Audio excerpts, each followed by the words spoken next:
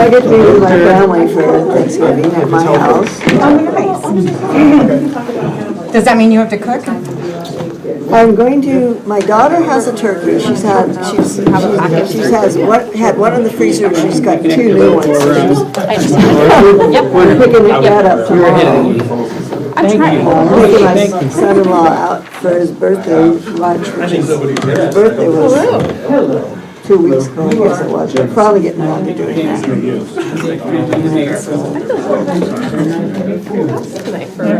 Only about 10%. Right? Which is exciting. It might have to do with... Well, I don't know. I know that... Yeah, I saw you near the one. Yeah. He's in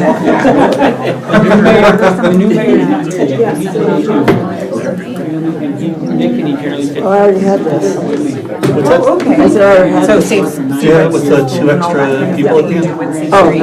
Yeah, obviously. Yeah, they just came in Friday. No, I didn't. I just picked it up and realized that it was heavier. Okay. No, I don't remember that person. Christmas magic. I just did this with my hair, and that's what happens. Washing with pixie dust. Yeah. Okay, that's So you didn't together with someone, just your family?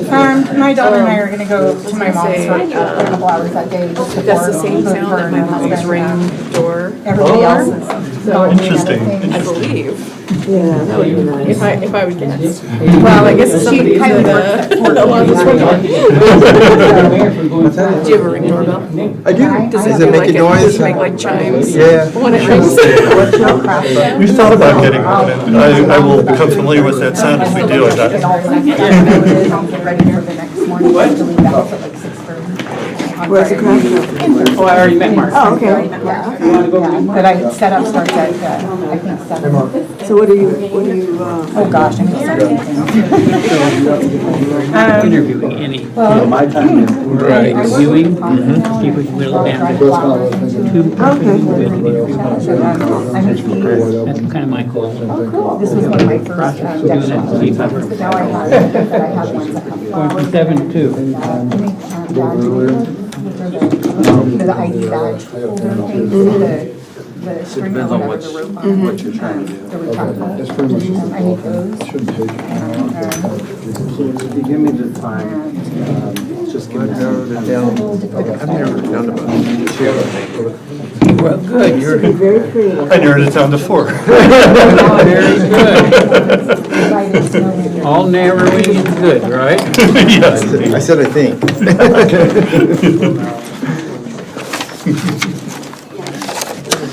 I took a few notes, and I thought hopefully that'll be helpful if we find ourselves, trying to make a determination. Can we do that tonight? Are we deciding tonight? Or? We're going to narrow it down to Okay. the interview. Okay, That's what's going to be our goal. excellent. Thank you. How do you properly pronounce your last name? Costilla. Yes. I should have asked Silent this 2 years L. ago.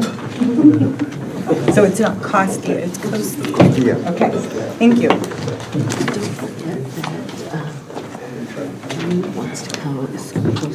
Oh, I forgot why. Because she's doing a presentation here. Planning cottage school. So, we'll right after. Very open, yeah, whenever. Yeah. I remember we talked about that, but then I forgot why. Work actually on Fridays and Saturdays. Saturday's not an issue. Friday wouldn't work, but any other day. Might not be able to get all three together like I hope. How are you today? Good, how are you? Okay. So that's gonna be a little bit cool. Right.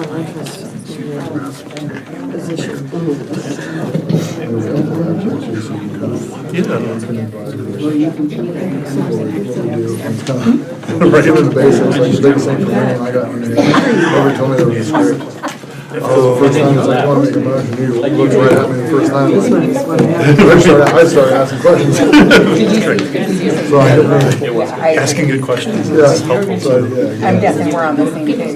But you have that language, that's always helpful. I like that it's right there, so you can just read off the page and Yeah. make that motion. Helpful. Is that him right there?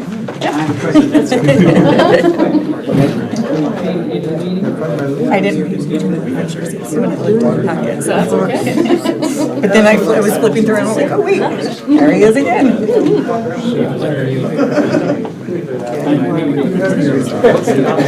I do.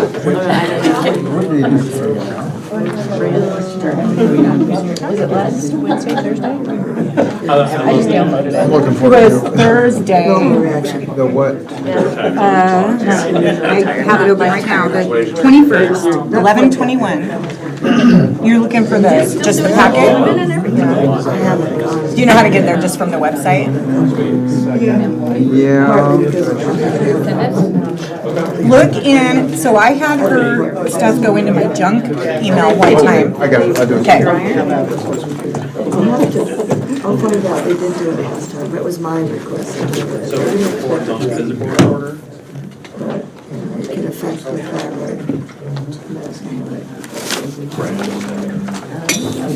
It won't come off. You could just for me. They're tricky today. Yeah. You do have more of these, don't you? This is gonna be a long meeting. Shut your mouth.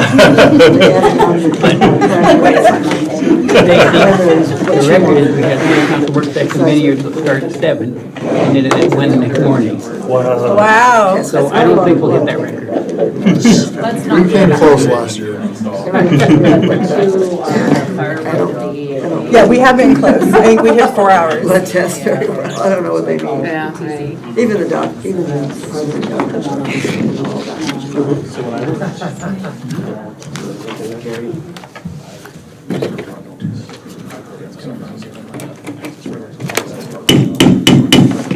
Good evening and welcome to the Creswell City Council meeting. This is a work session. Would you please stand and join me in the Pledge of Allegiance? I pledge allegiance to the flag of the United States of America And to the republic for which it stands, one nation, under God, indivisible, with liberty and justice for all.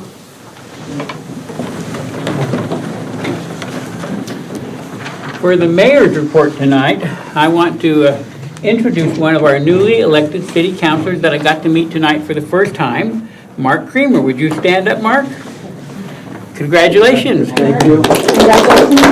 I look forward to working with everybody. Very good. Okay, so council, I want to ask your agreement to move discussion item A up to the top. Because Lenny, who is here in the back, has to go from here to Cottage Grove, is that correct, to do a similar presentation tonight? So, council, do I have your agreement we can make that schedule adjustment? Yes. Okay, so we're going to go to discussion item A and ask Lenny Crow to come up and present to us about floodplain.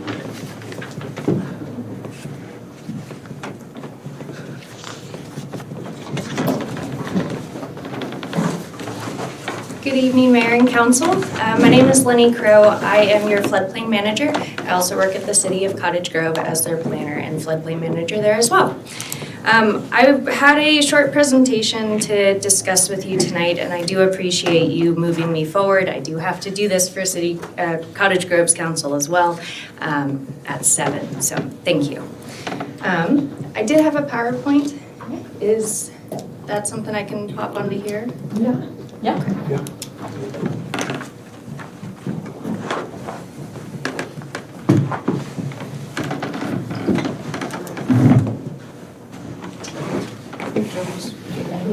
Oh, perfect, thank you. Sorry, no, you're good. I saw him walking across, so I was like, oh, wait. Do you have a media device for this, or is it on a webpage? I had emailed it to Curtis, Oh, okay. and it should have been included in the agenda, and if not, I can totally wing it. It's okay, we can get you in. I might be able to pull over it if it was on the one I was on. Is it the packet one or Yeah, the the- memo? The PowerPoint. Should have been included in there, and if not, that's okay. You forwarded it to me. I have the agenda summary and the memo. It doesn't look like there's a PowerPoint on there. Do you want to see what I have and see if it's one of them? I'm just gonna log in and take. Let's try it again. Let's go to Outlook.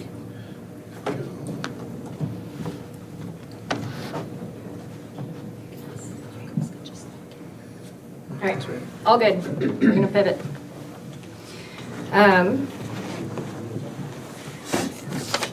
Thank you. Okay, apologies for that. So,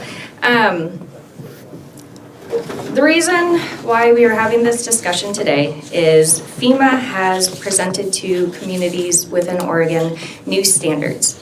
FEMA administers what is called the National Flood Insurance Program, or the NFIP.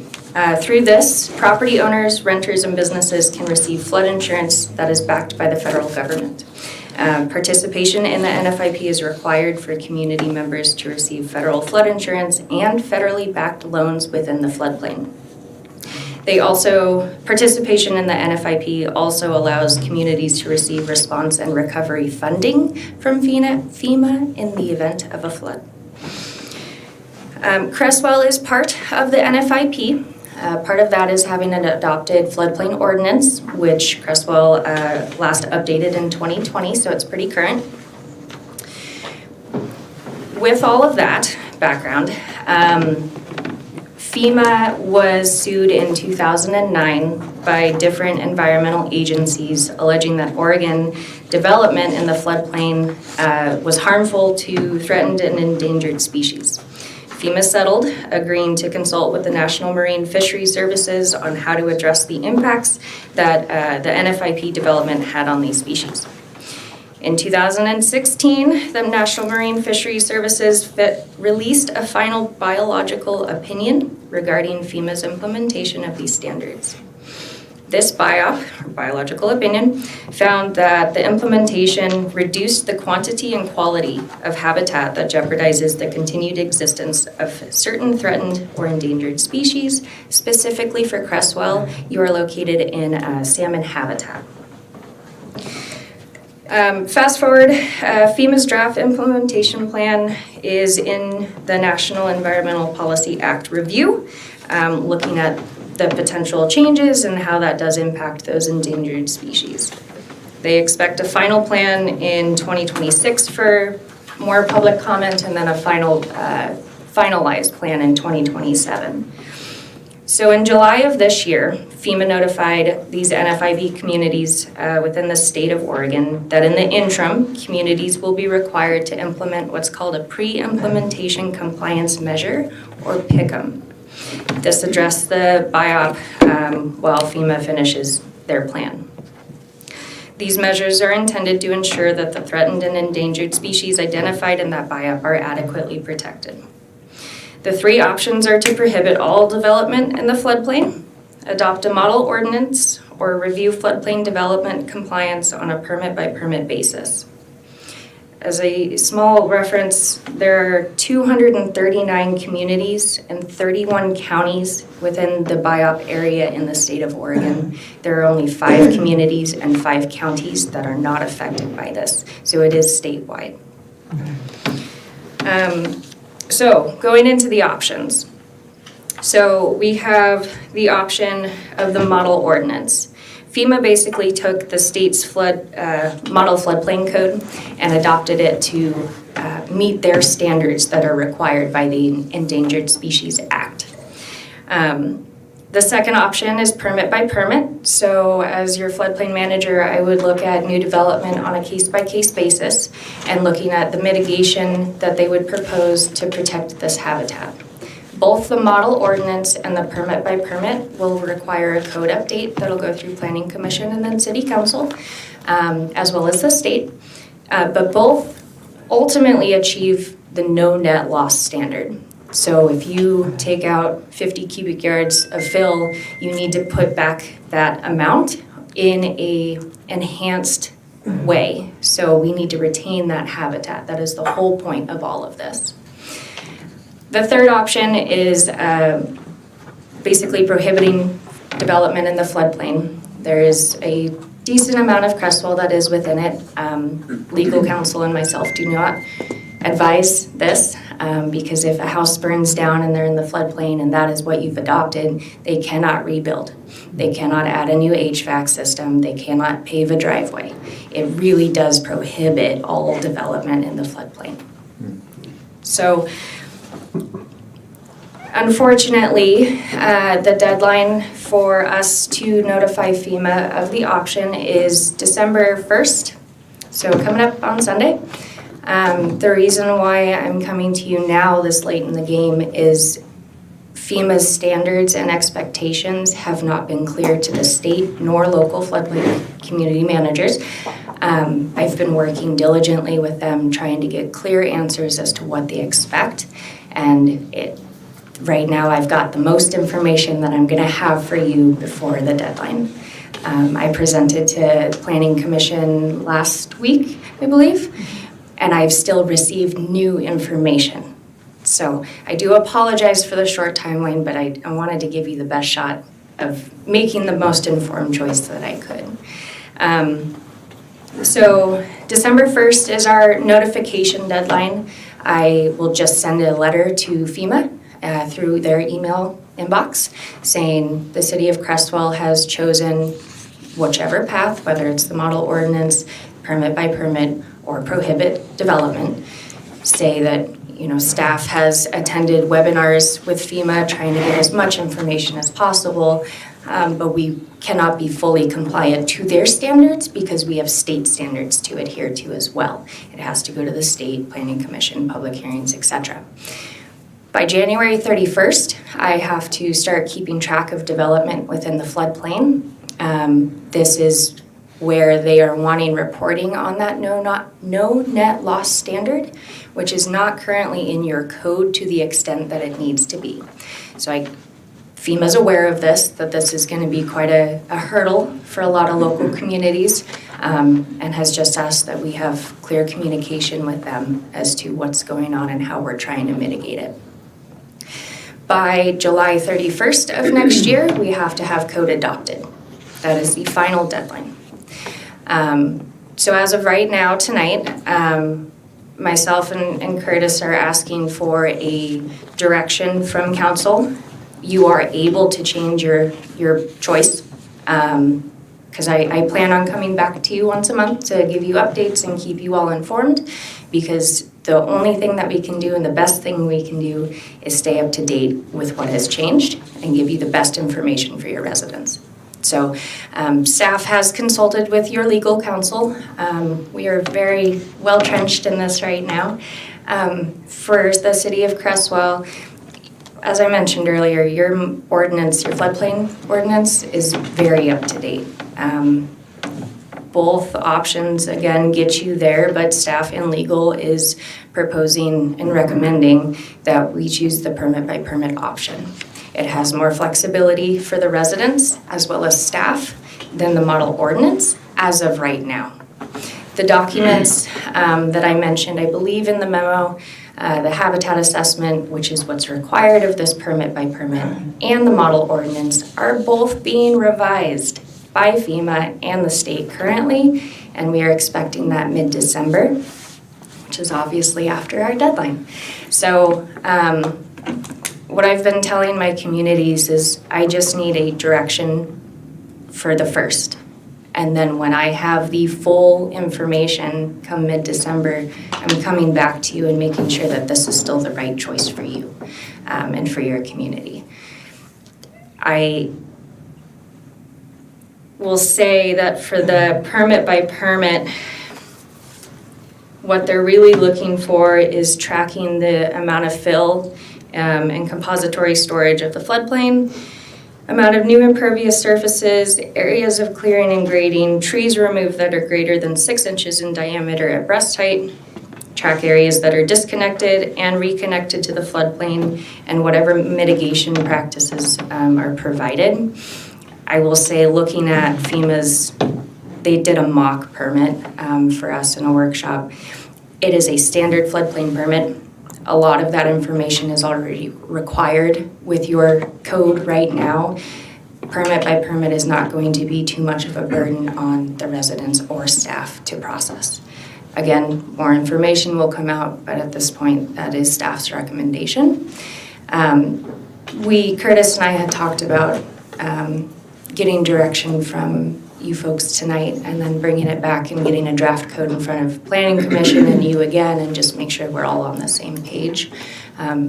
So that is my very short rambling spiel on FEMA Pick'em. I do apologize about that PowerPoint, but at this time staff is hoping for direction from council for the permit by permit.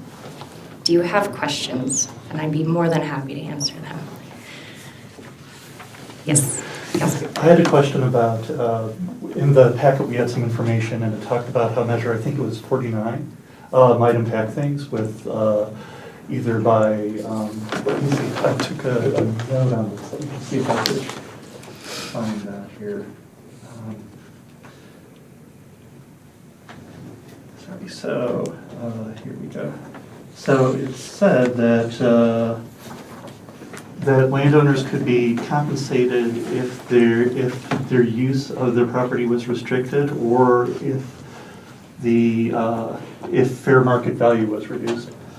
I was curious about that. Could you speak to that and who would be responsible for recompense? And it also looks like there might be the ability to waive regulations as well, which seemed contradictory. So I'm wondering if you could speak to any of that and help clear that up in my mind. Absolutely, Councilor. So I'll do my best. I am not legal, but I am aware of this. So that, my understanding and what I've discussed is that if we were to apply a prohibition zone on a parcel, right? So whether it's the moratorium or, hey, we're changing our whole floodplain code, you are not allowed to build anything on it, right? Or just a 400 square foot house.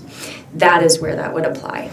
These standards presented in the permit by permit as of this moment do not devalue a property because we're not making them do more than are expected in the sense of a takings. And that means, right, we just need to comply with certain standards. It's not something that is prohibiting the development. We're not saying you can't use your land. We're just saying if you take out, some fill, you need to plant a garden. To be honest, we need to do native plants and stuff like that. So it's a similar regulation to what is in your code now. So it's a very valid question. Thank you. Yes. I just have a quick question on the process, just knowing that we're going to have some council transition here coming up, so I want to make sure that we're clear. So it sounds like tonight what you're looking for is a direction from the council as to how we're feeling now. It sounds like you would then take that information back to Planning Commission, would take that back and also integrate that with information that you also know that may be coming to you in the moment from FEMA. And then it sounds like in the next calendar year is when you would probably be coming back to council to either update the code and move forward with that. So it would be a new council then that would be working with it. Yes, Councilor, and that is the case. I know that there's a shift in all of my cities that I'm working with for both sides of things. I also don't have anything to show you right now. And so when that happens, we will basically start fresh, but just make sure that we're still on the same page. So yes.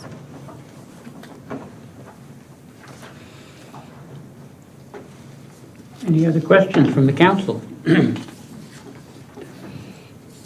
Yes. Yep, just another question, because I wanted to make sure that I'm understanding everything. So it sounds like realistically, option 3 is not on the table, right? Because that would limit any future development, any HVAC system, driveways, right? Anything that is within the floodplain. And I'm looking at the map here, and it's That's quite a bit of space. That would be a hardship, I think, for our community. And so between then really looking at the model and looking at a permit by permit, you are recommending permit by permit because that is what gives our community the most flexibility, the most ability to just kind of look at each specific situation and everything. Yes, Counselor, and something that actually was brought up to me a few weeks ago, is some folks are adopting both. So that is an option as well, to give your residents an option. It's not the worst idea, actually. I think it's pretty brilliant, but just given how many permits that I've actually come across here in Creswell in my time of 2 years here, I've not gotten a floodplain permit yet. I've done some inspections for what was approved before, but I do know that there's upcoming potential development. And so doing both is absolutely an option too, but I think the permit by permit has a little bit more flexibility to achieve the same thing. You have the floor. Great, I was gonna say, I have another question, please. And so if you were to kind of give like, and I know that information is still coming, right, about what the final product is gonna look like, but if you were to take like kind of a high level overview of what would need to be adopted or changed within our current code, what are the highlights of those? Counselor, that's a really good point. So as of right now, we don't have anything drafted for the permit by permit. Your code is really solid right now, and there's, I believe, a way that we can get it in there. I will have to wordsmith a little bit, but where we can get it in there of, the habitat assessment version 1 provided by FEMA, development has to adhere to this. It might be that simple. I would encourage exploring that for myself and making sure that's the right choice, but it could potentially be that. And then we would have, I'm working on guidance documents with some other communities and making sure we're all communities in Oregon are kind of on the same page of what we're requiring and expecting. And once I get those guidance documents, I will have more information on that. So I'll make a note to really outline that for you for sure. Stacy? I'm curious how they reconcile demanding we make a decision by December 1st without providing us all the information. Counselor, that is a very valid point. It has been an uphill battle, to be honest with you. I've known about this coming since last year. They didn't consult with the state in the way that some folks believe they should have to understand the land use process in the state of Oregon. They didn't know that they had to go to Planning Commission. They didn't know they had to have public hearings twice to be able to adopt these things and have the state review it. So when they originally provided us this information, especially that model ordinance, the state and a lot of us communities were like, this goes against state law. We can't adopt this, and that's where that scramble is coming right now because they are having to provide more information for us to make our best informed decisions so that we keep the state and FEMA and the Endangered Species Act and all those agencies happy and compliant, right? Because the last thing we want to do is put our communities in jeopardy. The last thing the state wants to do is accept something that goes against their rules. So I'm not sure the thought process or how all of this got here. It is unfortunately or thankfully above my head. I'm just trying to do the right thing for you guys. I guess where I'm at is why not tell them we're not making a decision until you give us all the information? Why not just draw a line in the sand and say, because I think it's irresponsible for decisions to be made without all the information. We're not doing a service to our community by doing that. Counselor, I don't disagree. The thing about this is the December 1 deadline is just an email saying that the city of Creswell is leaning towards this direction. Leaning. Yes, we choose this, right? It's not written in stone, we can change it. We have a lot of flexibility. I was kind of doing the math as far as when public hearings are needing to go on and stuff. We have till about February or March to really finally make a decision and get stuff moving. So we have time to get this information. I agree. If I was coming to you, counselors, tonight, and the residents as, hey, this is the decision we're making, we're not changing it, I'm doing a disservice to everyone, right? So it is just an email saying we're gonna go this route. FEMA told communities that if you don't choose something by December 1st, we're assigning you permit by permit. Well, nobody can enforce that because it's not in their code. So there is some understanding now that these communities are kind of backed into a wall and we have to make the right choice for us in the state and then them. So again, don't disagree. I know there's a lot of discussion out there right now of different communities who are telling FEMA that they are not doing something. Creswell's in a very good position right now being a part of the NFIP. We are allowing development, we are allowing residents to grow and thrive in this beautiful city. Going against FEMA right now, until we get all of the information, unfortunately, is not the recommendation of staff nor council. It is, there's no decision being fully made tonight, right? It's just, you gave us a deadline of December 1st to tell us what you're doing. We can do that, and we can change our mind later. Now, correct me if I'm wrong, aren't we in a moratorium for development right now? We're in a moratorium for the west side of the freeway, but we do have a certain number of connections, and as we complete DEQ's list of to-dos, we get more connections.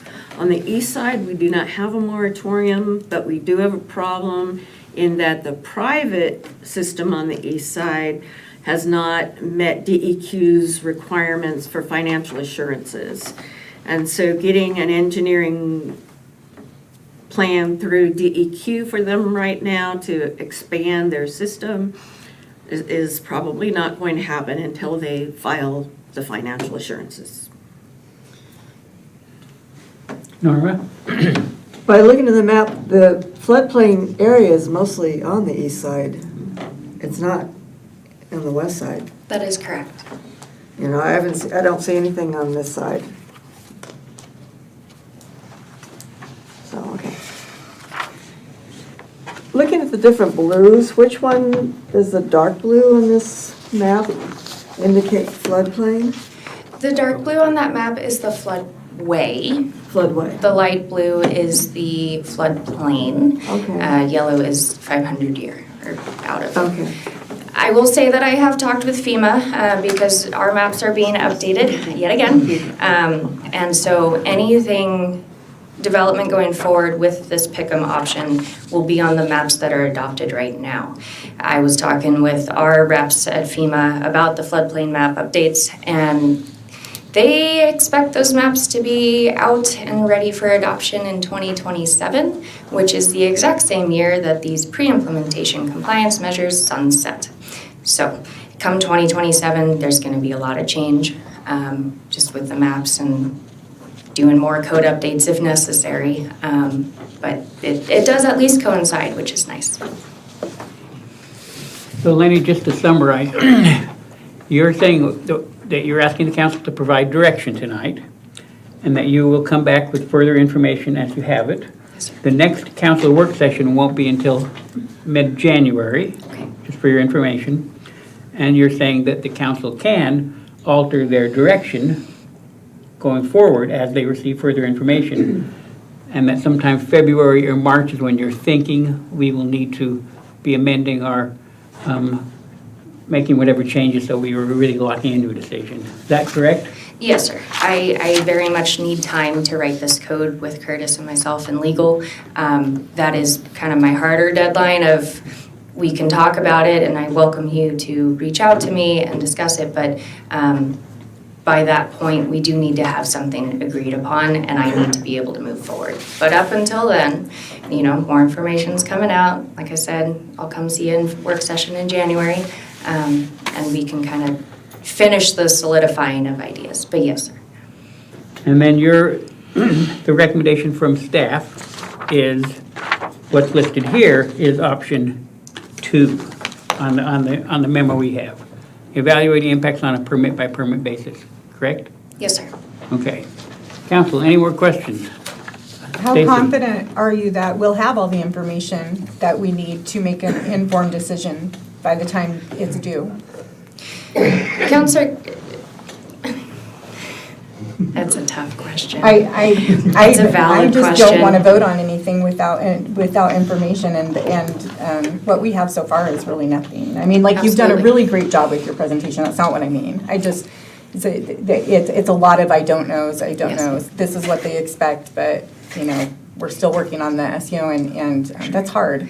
It is, it absolutely is. I am actually confident that they will give us something new mid-December because that is what's been pushed out to us. So they finally actually put, a mid-December, that's a pretty hard deadline for FEMA right now. So I am confident we're getting more information. The habitat assessment that this whole permit by permit is based off of, it's 41 pages, and a lot of it was actually tailored to the Puget Sound. They just kind of picked and pulled and thought it would work for Oregon, and it just straight does not. And so what they're revising is a much more condensed version of this. They also provide like the mock permit that I had mentioned. It's seemingly compliant with the state and FEMA and local code. So by the time mid-December happens, I personally am confident that I will either be able to workshop it enough or rely on my fellow communities to assist with this, and as well as the state. I did start the Oregon Floodplain Managers Group. I have over 50 communities under me. I'm coordinating with discussions of the permit by permit and model ordinance. I am confident that on the local level, we will have a solid footing. If FEMA changes their requirements and or requests, I can't account for that. I can only do the best with what I have. And I truly firmly believe that once they give us more material mid-December, I will be able to confidently present to you in January and have a solid discussion with that with you. I feel like FEMA's getting to decide how we do things. And I'm curious where they get that authority. Yeah, so that's the tough part. So they don't necessarily get to decide how we do things. They get to administer requirements. So with that NFIP, they have basic standards. They're contained in the 44 CFR portion 60, and it's basic floodplain development, like floodplain management. Bare minimum standards to participate in this NFIP. Unfortunately, the NFIP is held under FEMA, and that's where they get in on this. That's their teeth in the game, is they administer this program. And Could we just leave the program? Just a question. It is a valid question, and I've gotten this a lot. You very well can. However, you will not be able to sell or buy a home in the floodplain. You will not be able to get flood insurance. If the city of Creswell leaves the NFIP and there is a flooding event, disaster here, you will not receive funding. You will not receive help from the federal government. It really puts the cities in a horrible financial situation. And I get that these requirements seem left field because some of them are, right? If I wasn't as involved in this as I have been for the past year and a half, I would be blown back. However, we are trying to make it work for all involved. It is hot. It's a very valid question. Again, if we can leave, I do not recommend it for your residents. Not for your city, not for them. Okay. Other counselors who haven't spoken to this, Alonzo, Nick? I'm good with option 2. I know we have room to move and negotiate as we go forward, and option 2 is probably the best option as it is, because option 1 says we can't build anything, and option 3 says you can't rebuild anything if anything happens. So option 2 is the only option that we have. Which they know. And they know, yeah, obviously, but I'm with you. I'll negotiate, and we'll stand tall if we have to and butt heads. But for now, for you to be able to move forward, I'm fine with being able to go with option 2. With the packet materials and what I've heard here tonight, and yes, heaven forbid that there's a flood, option 3 is not an option at all. I would definitely go with option 2 for what we have in front of us right now at the moment.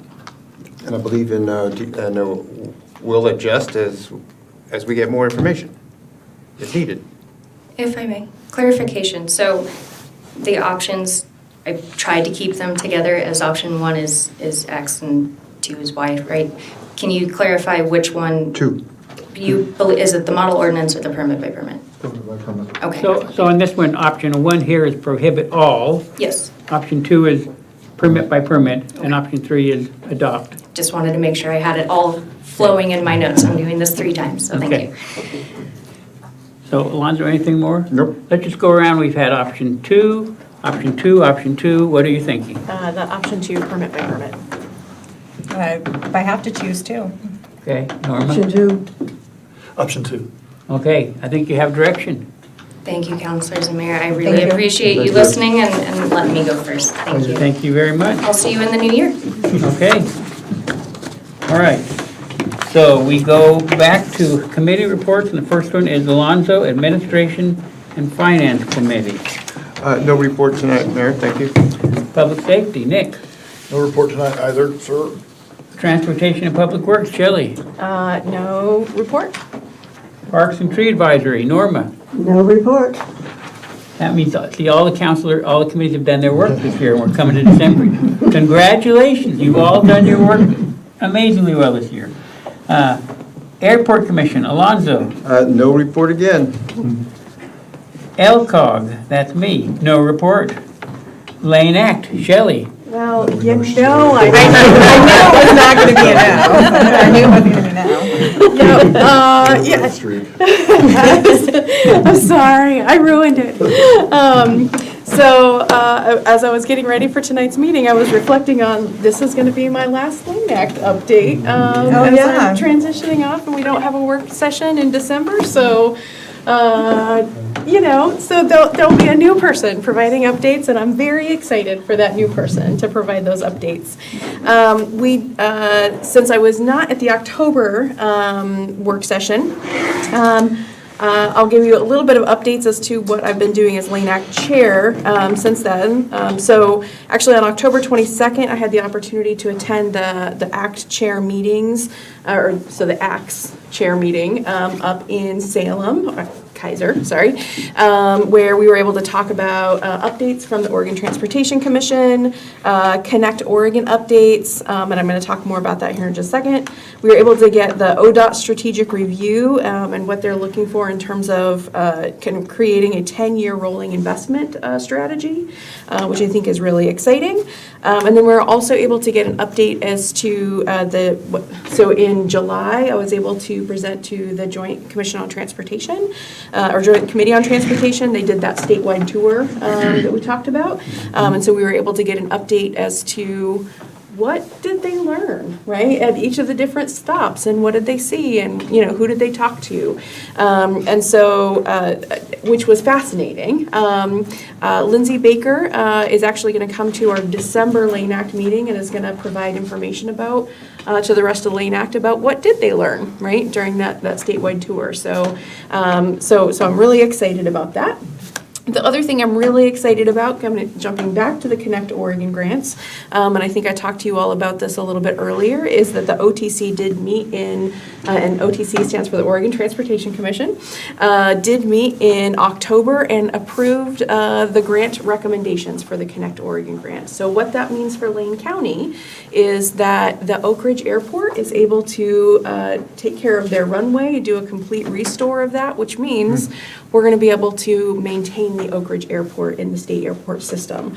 I think, as I shared before, there was a reversion clause that if they lost the runway, the airport ceased to be, is the long and short of it. And so Oak Ridge Airport did receive about $2 million to be able to renovate and update their runway, which was badly needed, and for a community that just needed it so much as well.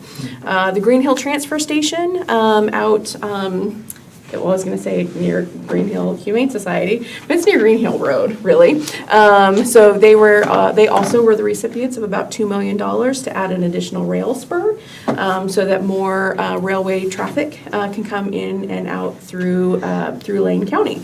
So that's about $4 million. Again, that's rough numbers, about $4 million being able to come into the state. And then Eugene Airport also had a grant that was not able to be funded through the Connect Oregon grant, but they did receive monies to be able to move forward that grant. So that's another pretty significant. They were asking for about $13 million to be able to expand their airport. And so there, like I said, good news all around, right? I will also share, this isn't necessarily a Connect Oregon update, but the Port of Coos Bay also received some federal funding to be able to move forward that deep water port. It is not enough because it's a pretty significant need to be able to complete that deep water port. But once that is done, between two different grants, they actually received about $50 million from the federal government to be able to move that forward. And so once that is done, though, there is going to be a significant amount of just stuff, right, coming in through Lane County. So it's going to be a huge economic driver for the community, and it makes me also very excited that we have, the Connect Oregon has invested in the Green Hill Transfer Station to be able to, just to maintain that infrastructure. But there's going to be a lot of improvements with bridges, just again, all over the state, but in particular in Lane County. So anyway, so that it's good news all around, right? Some improvements are being made. The other thing that we did, and I got to look at my notes to make sure that I'm getting everything exactly right, at our November 13th meeting is that we were also able to meet, there are 3 different committees or working committees right now that are working on the Joint Committee on Transportation to be able to move forward that transportation package for 2025. So the first committee, the first working committee, and this is from folks all over the state of Oregon, is maintenance and preservation. So looking at how do we build that. Number 2 is public and active transportation, and we might be able to hear a little bit more about that during the LTD update tonight. And number 3 is finishing the House Bill 2017 commitments. And so there's 3 different committees, again, that are working forward to try and move forward that transportation package for 2025. So I am hopeful for that as well. And then other things that we talked about in our November meeting is we talked about updating the Lane Act bylaws, and so that is a process that is moving forward. We'll probably be moving forward after I transition off of Lane Act. And then we also are looking right now for our future leaders of Lane Act, as both myself and the vice chair are transitioning. Our terms are ending, and so we are ending our time with Lane Act. In December, like I said, we're going to have a full presentation by Lindsay Baker to talk about everything that we learned in the JCT statewide tour. So if you're interested, I can certainly share the link if you'd like to tune in and learn more about that. And then, again, hopefully we are electing our new incoming officers. For future mayor, you should know that it is likely that Lane Act will not be meeting in January because the calendar is they'd be meeting in January 8th, which is before people are seated, before they have their committee assignments, and it's before the legislator is they're before they're in session. So that likely their first meeting will be February, if that is helpful to know. And then they'll also do like new member orientation and all that sort of stuff for Lane Act. I think that's it. I would love to answer any questions that you may have about all things transportation and infrastructure. My question is, how does somebody replace somebody with such passion and give such wonderful, informative reports? It's you set a standard, and I really appreciate all you've done. Oh, well, thank you. Thank you. I mean, you've got to find someone who's really excited about transportation. So that was me for a while. Maybe I still will be afterwards, but you know. Well, sure. What is prompting them to update their bylaws? Is that just something they do every so many years? Yeah. So the Oregon Transportation, so the OTC, they have made some updates to their bylaws, and so that needs to be reflective on the Lane Act, within the Lane Act bylaws as well. And so while we have the opportunity, since we need to update the bylaws, we're taking a good look at everything, kind of top to bottom, and making sure that it's the right fit, both that to be in line with what the OTC wants is also what is in line with Lane County. Thank you. Thank you, Councilor. Sure.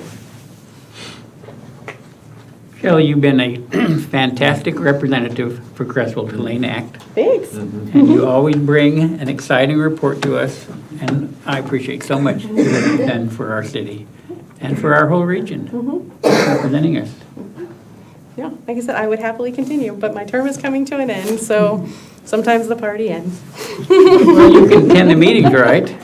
I can, I just am not a voting member or anything like that, so. You could attend the meetings and then, somehow, well, whatever. I could give public comment. You can be a help to whomever on the council is the new person. Yeah, I would say. Assistant, Lane yeah. area. Assistant too. Yeah, I was going to say Curtis Thomas is our alternate on Lane Act right now, and he is just fantastic. Just an amazing support for Lane Act and for the city of Creswell. And again, even though my term is ending, I am excited to help transition strong, whoever will be taking my spot for the city of Creswell. Well, thank you so much. Okay, so we go from here to presentations. And tonight we welcome Jameson, pronounce your last name? Otten from LTD. Thank you for coming tonight. It's like Autzen Stadium without the city. Oh, okay. Very good. Well, thank you for having us tonight. Thank you for taking the time. Mr. Mayor, I know you're going to be walking out of office, so thank you for your service. I know the new mayor is going to be walking into office. Congratulations. We look forward to getting to know you as well. And I will attest that I've seen Shelley in action with Lane Act. She does a really good job chairing that meeting and pushing it forward and representing the organization here, so thank you for your time. I'm Jameson Naughton. I've been with Lane Transit District now for, last week was 2 years, and this is the first council meeting that we've been to, and we've wanted to do that, and you are the first, so thank you, Michelle, for getting us on the agenda. This is really us wanting to get to know our community leaders, our communities better. We are at a intersection with what we do, with how we provide transportation, what expectations are for the riding public, how people use the service. So we're in the process, we're beginning a process to understand what we need to build for the next 50 years. We've seen what we've done for the first 50 years, and we want to build for the generations that are coming and the generations behind them. So we want to make sure that we have good, solid connections with the communities, our leaders throughout Lane County, that we're able to share with you transparently what we're up to, and that you can ask any questions you need to ask of us as well. When I first got to LTD, I kept asking, who do we report to? I asked everyone I met, who do we report to? And I got all kinds of answers from the governor, because the governor appoints our board, and I said, well, when's the last time we gave a report to the governor? It's been a while. Do we report to the state? Of course we report to the state. We report to the feds in terms of our ridership numbers or our NTD reports and things like that. And of course we report to our communities. But there isn't a formal mechanism for LTD to come here and say, hey, here's what we're up to, and have a back and forth. There isn't a formal requirement. Other states that have sales tax that flows through the city, through the state, and through the jurisdiction, and someone like me comes into a work session and says, here's what we're doing with your money, right, as a requirement. That doesn't exist here, so this is our attempt of trying to push that out, okay? So we want to be good partners to you. So that's why we're here tonight. Dave Roth is our Director of Mobility Planning. We used to call it transit planning, but we recognize that transit, big buses, are a piece of the puzzle. There are many pieces of the puzzle for how we get around. Bus is one of those. Personal vehicle, like I drove here today, is an even bigger piece of it. Carpooling, van pooling, biking, walking, these are all pieces. So we're switching to a posture where we want to make sure that we help facilitate that they all connect, so that we have a resilient transportation network, a mobility network. And that doesn't mean that we have to run everything as LTD. It means that we want to just make sure that things are coordinated and facilitated so that they work better for your residents and residents throughout our entire service area. So with that in mind, I'll introduce Dave Roth, to walk us through a presentation. We'd be happy to stand for any questions. Thanks, Jameson. Good evening, Council, Mayor-elect. Great to be here. Again, my name is Dave Roth. I'm the Director of Mobility Planning and Policy with LTD, and I've got just a general presentation with a few topics to run through, and then I think we could just open it up for any discussion or questions afterwards. So, I'm sure, is there a way to change the view on this? Yes, if you go up to display settings. I'm not seeing the same on my screen. Not the end of the world. I can switch it for you. Okay. Oh. Let's try to do something. Okay. Let's go from the beginning. And then place the default. There we go. We're going to switch it over. You got it. It's good up here. Oh, good. You walked away. You gotta hold the button, Jim. We'll try it. This is an AI. You had it. It was, Obsessed. I think if we just go back again, here we go. Yeah, scan out of here. Go from the beginning again. We'll get this. Technical difficulties. This time, touch. Perfect. Thank you so much. All right, so I'm going to cover 4 topics, but before we get into that, here's the topics here. So I'm going to give you some key insights from our annual impact report, and I think this might have made its way into your council packet. Yep. Okay, awesome. So you get the full report. Then I'm going to talk about our system review project, which is about a year-long planning process that we undertook, which involved a lot of engagement throughout the communities that we serve, and I can tell you a little bit about what that plan is doing. Then I'll cover our mobility management framework, and this really gets at what Jameson was just talking about in terms of thinking about all the different modes and not just thinking about transit and mobility specifically as a 40-foot bus. And then finally talk about the Connect 2045 long-range mobility plan. So this gets back to sort of what is our vision for the next 50 years, or at least 20 years, which is the plan horizon for this project. All right, so these are our mission, vision, values as an organization. I think really it comes down to connecting our community. So that's what we do with our services and our partnerships and our relationships with the communities that we serve. All right, so getting into the annual impact report. So a few key numbers here that you'll find in your packet. So right now we've got a fleet of about 113 buses. 30 of those are electric, full battery electric vehicles that we charge on site in our bus yard in Glenwood, Oregon. The remainder are either hybrid or, and even the hybrid buses run on renewable diesel. So we use R99, which is renewable, sustainable diesel fuel with very low emissions. In terms of employment, we've got 255 service folks that are our frontline staff. Those are our operators and people that are interacting directly with the public that we serve. And then about 70 people in our admin staff. Our ridership, most recent numbers, we're at about 6.2 million annual rides per year, which is below where we were pre-COVID, but over the last couple of years, we are seeing the ridership trend go up, which is fantastic. 75% of the people we survey say that we're providing a great value to the community, so that's a pretty positive number there for us. And then on the right-hand side of your screen, you'll see our student passes. So this is a great piece of information. We provide over 14,000 student passes for K through 12 students to use our service for free. And I'll just note that those are funded through the statewide Transportation Improvement Fund, which we talk about funding and sort of some of the conversations around the next transportation package. That's kind of a key outcome there that we're thinking about, is how we can serve students. Then our honored riders, which is 65 and up, we've got 9,000 plus passes there. And then half fare, which are other related eligibility criteria riders. We've got over 2,000 there. Some highlighted projects and initiatives that you'll find in the annual impact reports. There's 4 identified in here. Of course, we've got a lot more going on, but these are sort of 4 key things. So one of the projects that was recently completed in partnership with City of Eugene was a Safer MX project. So if you've been on the MX bus rapid transit at all recently or been down Franklin Boulevard, we've made some changes in coordination with the city to better delineate the space between our dedicated bus lanes and regular traffic out there to improve safety. So some signage, some paint in the road, those sorts of things, and it's having a really positive impact.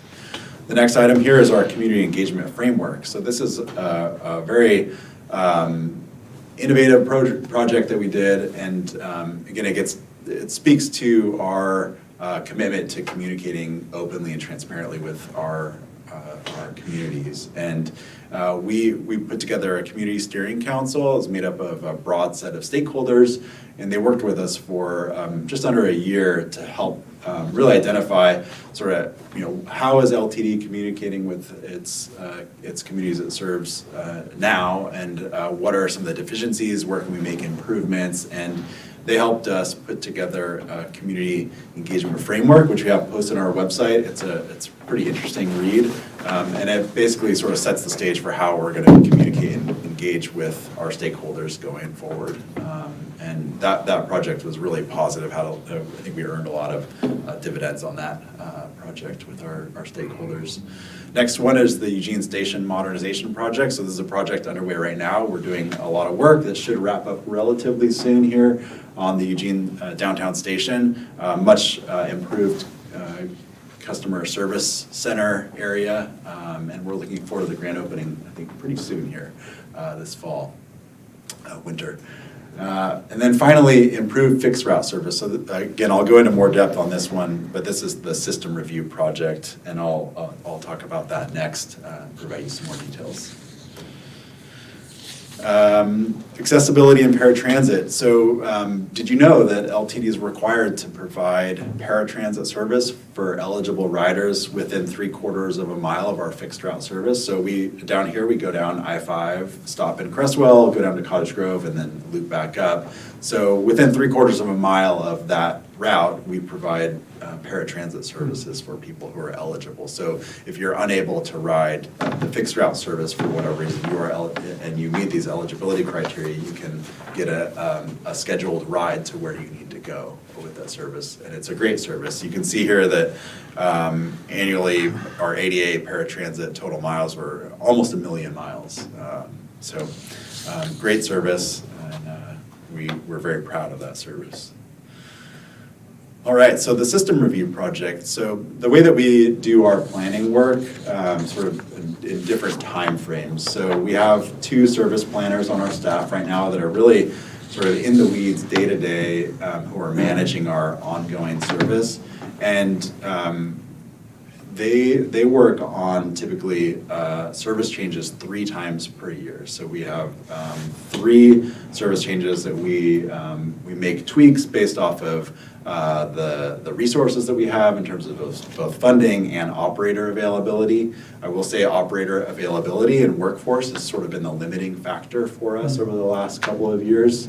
We are making significant progress there, bringing new operators on. But those are just a couple of factors that we are thinking about for those 3 times a year changes. And then about every 3 years, we do a project like this called the system review, where we take a more comprehensive look, we do more analysis, a lot more engagement, and then we introduce changes to our board through a final plan or draft final plan, and the board approves that or doesn't approve it. So this project wrapped up this fall, and the board approved the final plan in mid-October. So we're in the process now of implementing the changes here, and I'll run you through these now. So why do a system review?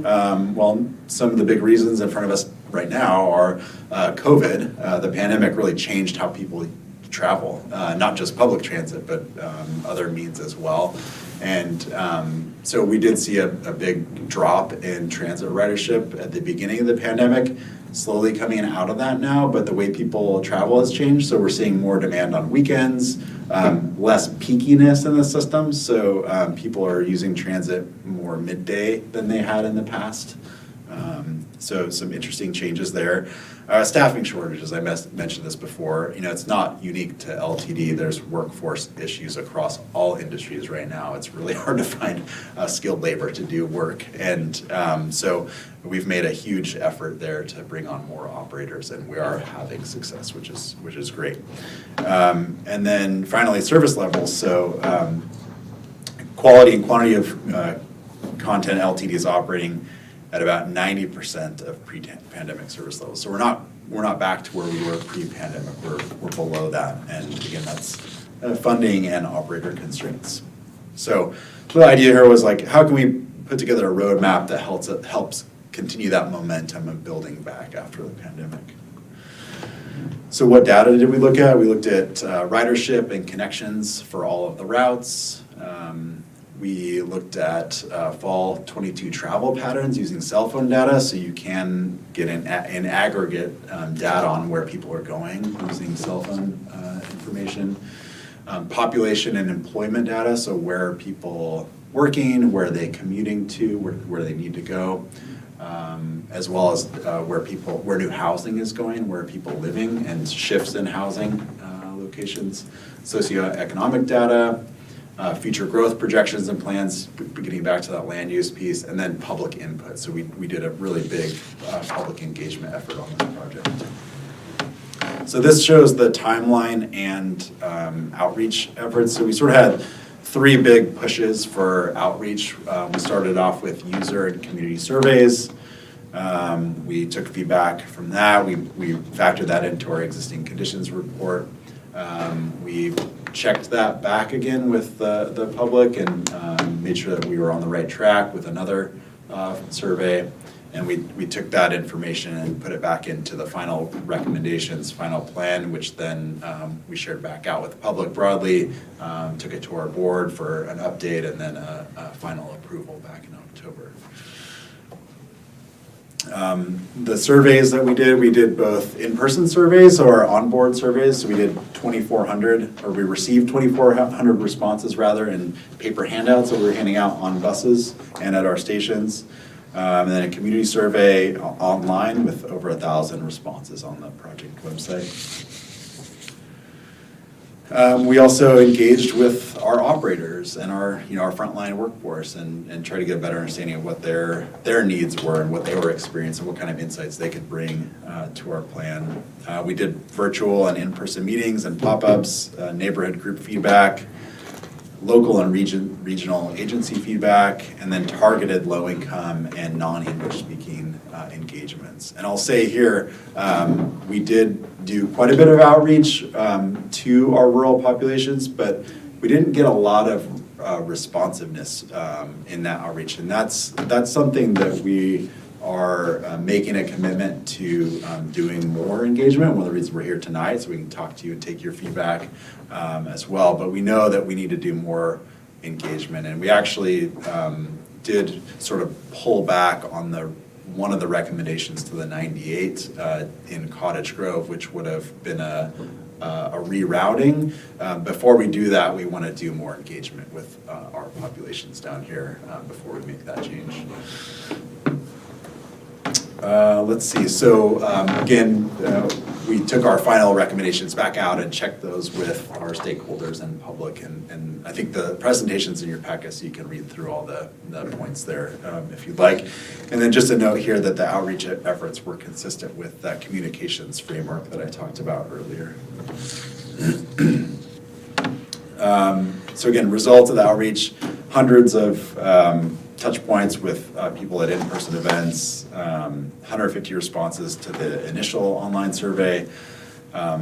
We had strong support for plans to increase frequencies. So that's really sort of one of the key takeaways we heard, and it shouldn't be surprising from people that for people to use transit, it needs to be frequent, and so that you're not so reliant on schedules, and you're able to be a little bit more spontaneous about the trips that you take. So frequency really was sort of the number one thing, and this plan is responsive to that by suggesting increased frequency on most of our routes.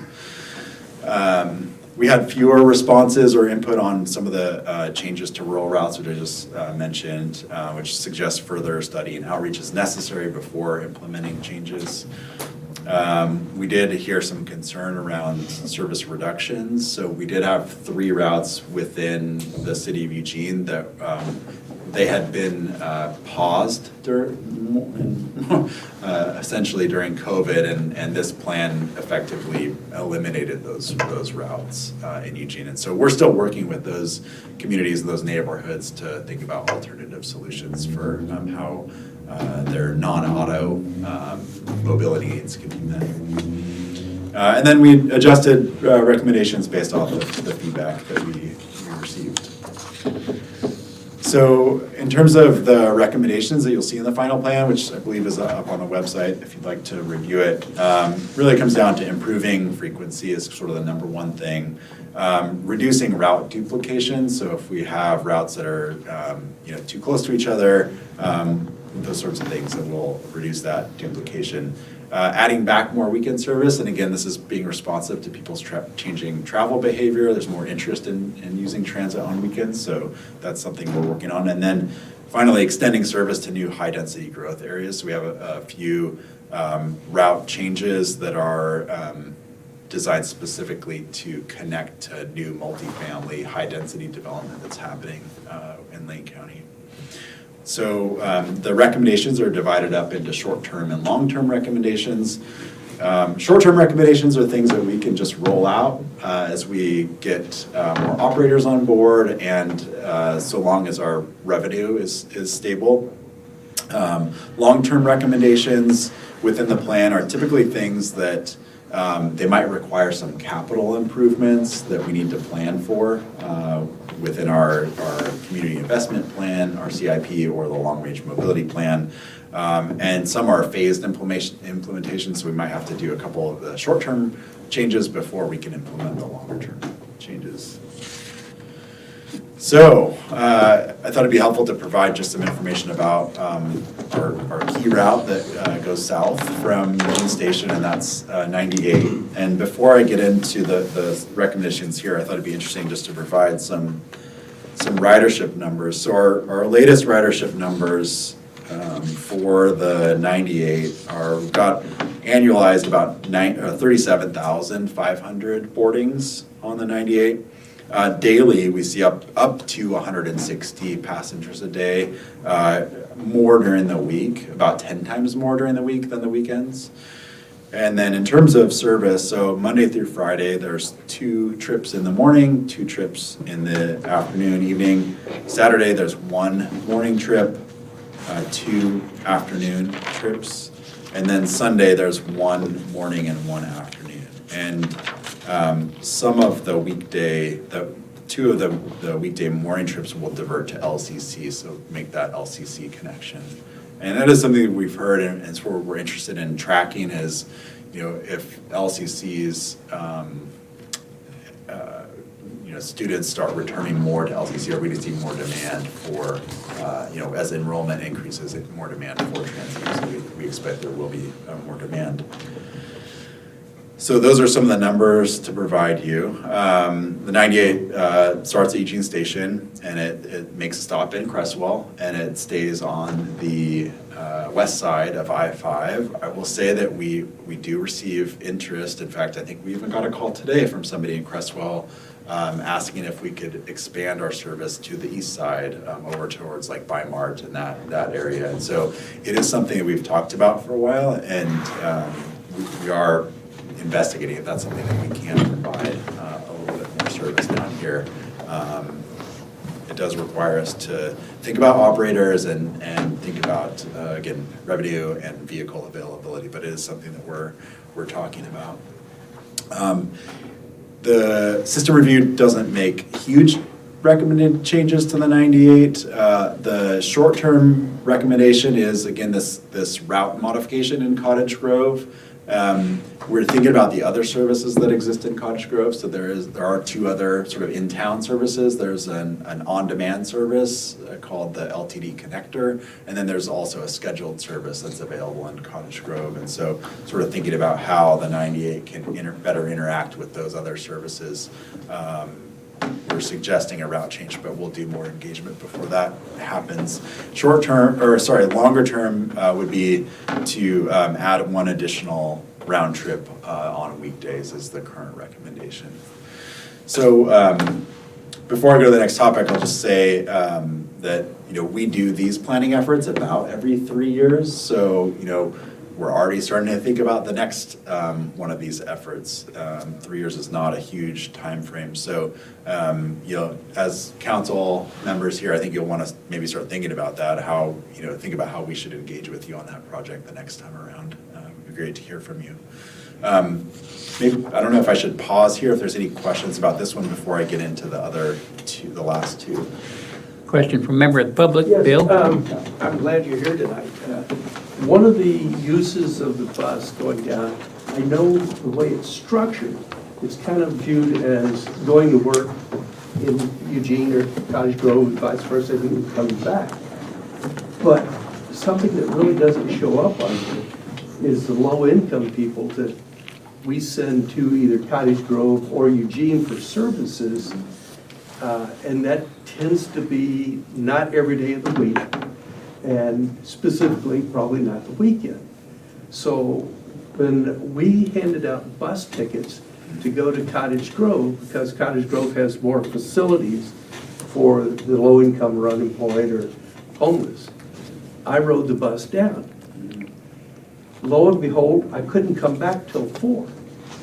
So to me, handing out a bus ticket to someone saying, go down and get a shower, but you can't come back for 5 hours, doesn't mean we have to do it I'm not talking about doing it every day of the week, but what if it was explored on the days, I think it's Wednesdays, that they have free showers down there, and they're looking at adding a second day for free showers. So if it was an intermediate twice a week, fill-in bus schedule sometime in that 11 to 4 time frame, it would serve a population that I'm not sure you're seeing, because until they use it or don't use it, they're not going to fill out a survey to you that says, we need this. Yeah. So I just wanted to bring that up while you were here. That's great feedback, yeah. And I can bring that back to our service planners and talk more about that. So Wednesday is sort of the important day. Yeah. Okay. That's helpful. Any other questions on Route 98? Okay. All right, I'll keep moving along then. So the next item I wanted to talk about was our mobility management framework. So really this is speaking to what else is there besides the bus, and how can LTD play a role here in those other modes. So if you think about how people get around, it's a rapidly evolving landscape, and I think we really sort of saw this take off back in 2014, 15 with the introduction of Uber and Lyft and these transportation network companies. The way that people travel is starting to get more and more influenced by technology and the way that we connect with each other. And so that's definitely been making its way into transit as well. And so it's something that transit agencies are thinking a lot about. Again, people's travel behavior is changing a lot. There's more demand for flexible and integrated mobility options. So, again, think about technology, using your phone to call up a ride, those sorts of things when you want to go. Uncertainty around future federal funding. You're seeing this, I think, with, federal or state funding even. We rely pretty heavily on state funding as well, but, there is uncertainty there, and so that's something that we need to be cognitive about. And then new form factors, so new things that are coming out. So again, I mentioned Uber and Lyft. In more urbanized areas, we're seeing scooters and shared bikes and all sorts of new modes showing up out there. So why do we need this? Why do we need a mobility management framework? Our strategy is to broaden the impact of public transportation, public mobility, making sure that more populations have access to mobility options that's more equitably distributed, and creating options where more people don't necessarily have to be so reliant on a personal vehicle with the expense of purchase, ownership, maintenance, insurance, all those things. Are there other ways that people can get around that are less expensive personally? We want to improve the experience, make connectivity between different modes more seamless. So there's a lot of technology behind that, and a lot of things are changing very quickly here. Providing more diverse options for all riders, and again, speaking to the equity piece, more vulnerable populations, and regardless of where they live, so rural or urban. And I think South Lane County has some interesting services in this sense that have been operating for a while, including a service that will provide South County rural residents a direct ride from rural locations to the Eugene-Springfield metro area. It's been a great service. And then to help reach and impact social outcomes. So, we're thinking about access to jobs, what are the impacts on public health, affordability, housing, workforce issues, those sorts of things. So current state, sorry, you can't really see this very well, but I think the mobility landscape is not as coordinated as it could be. And sort of the direction that we want to go is to put in place a framework that helps us better coordinate these options. So, we're a public transportation service provider, as is the Lane Council of Governments. And so how do our services align or not with each other? How does the public interpret the availability of those services? Do they see them as connected, or are they disparate and confusing to use? So our intention here is to simplify and just make it a more seamless experience for people using those services. So again, the vision is a more connected, sustainable, and equitable community through this coordinated mobility ecosystem. So in terms of piloting the initiatives, so we've had the Cottage Grove connector in place for a long time. If you haven't been down there to see it, maybe go check it out. You can call up a ride on your phone with the app, and it just costs $1 to ride the service within Cottage Grove. We are in the process of sort of going all in on a much larger project with the same type of service in the Bethel school district area. You may have heard the news. We issued a press release a couple weeks ago that LTD was awarded federal funding for our Attain project. That's the name of the federal program that will fund a 3-year pilot within the Bethel School District that will provide on-demand services. So again, app-based. If you've used Uber or Lyft, very similar. You call up a ride on your phone and you get picked up and dropped off where you want to go. So we're really excited about that project. It gives us a chance to really test this out at scale, and both hitting urban and rural areas. So we're hoping we learn a lot from this and we're able to replicate that in other places as well. And then the last one I'll just speak to really quickly, we've been a partner in the Eugene Springfield Bike Share Program since the inception, and we are continuing that partnership and looking at ways to support that program and better link it to our services. So again, thinking about how can you make a more seamless opportunity for people to maybe use a bike to get from their home to the bus stop and then take the bus for the rest of their journey and have that just be a single ticket. Perhaps it doesn't work like that today, but it could in the future. All right, so that's mobility management. The last one I'll cover is the Connect 2045. This is our long-range mobility plan. So this is another project we're really excited about. I mentioned how we do our service changes. We do the 3 times a year. Then every 3 years, we do a service review. Every 6 to 7 years, we'll do a new long-range mobility plan. And this has a 20-year horizon. So this is really sort of thinking it out into the future, like where do we need to be going directionally? What sorts of investments do we need to make, capital investments or programmatic investments to get us where we need to go in the future? And let me just dive right in. So this is the first long-range mobility plan update since 2014. So our current plan is pretty stale. It's 10 years old. A lot has changed in the last 10 years in mobility planning. We submitted a request and were awarded funding through the state, through their Transportation and Growth Management Program to support the project. So we're excited about that funding. We're expecting a winter kickoff. So we're expecting our call from ODOT any day now telling us that we have the notice to proceed on this project. So we're excited to get it going. So what is a long-range mobility plan? Well, to start off with, talking about engagement, it's, we anticipate doing very robust engagement on this. I think this is going to be a good opportunity to connect with our more rural communities and smaller cities to talk about community objectives and growth needs. So obviously, Creswell and a lot of cities around the Eugene-Springfield metro area have been experiencing a lot of growth, a lot of housing. How do those people get around when they move into their house? Are they solely able to get around with a personal vehicle, or are there other mobility options that they might be able to utilize? The plan will provide, again, a 20-year roadmap for both our fixed route and other mobility options to serve Lane County.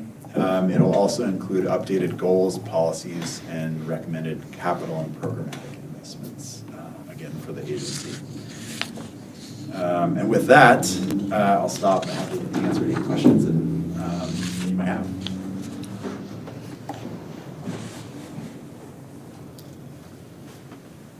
Council, questions?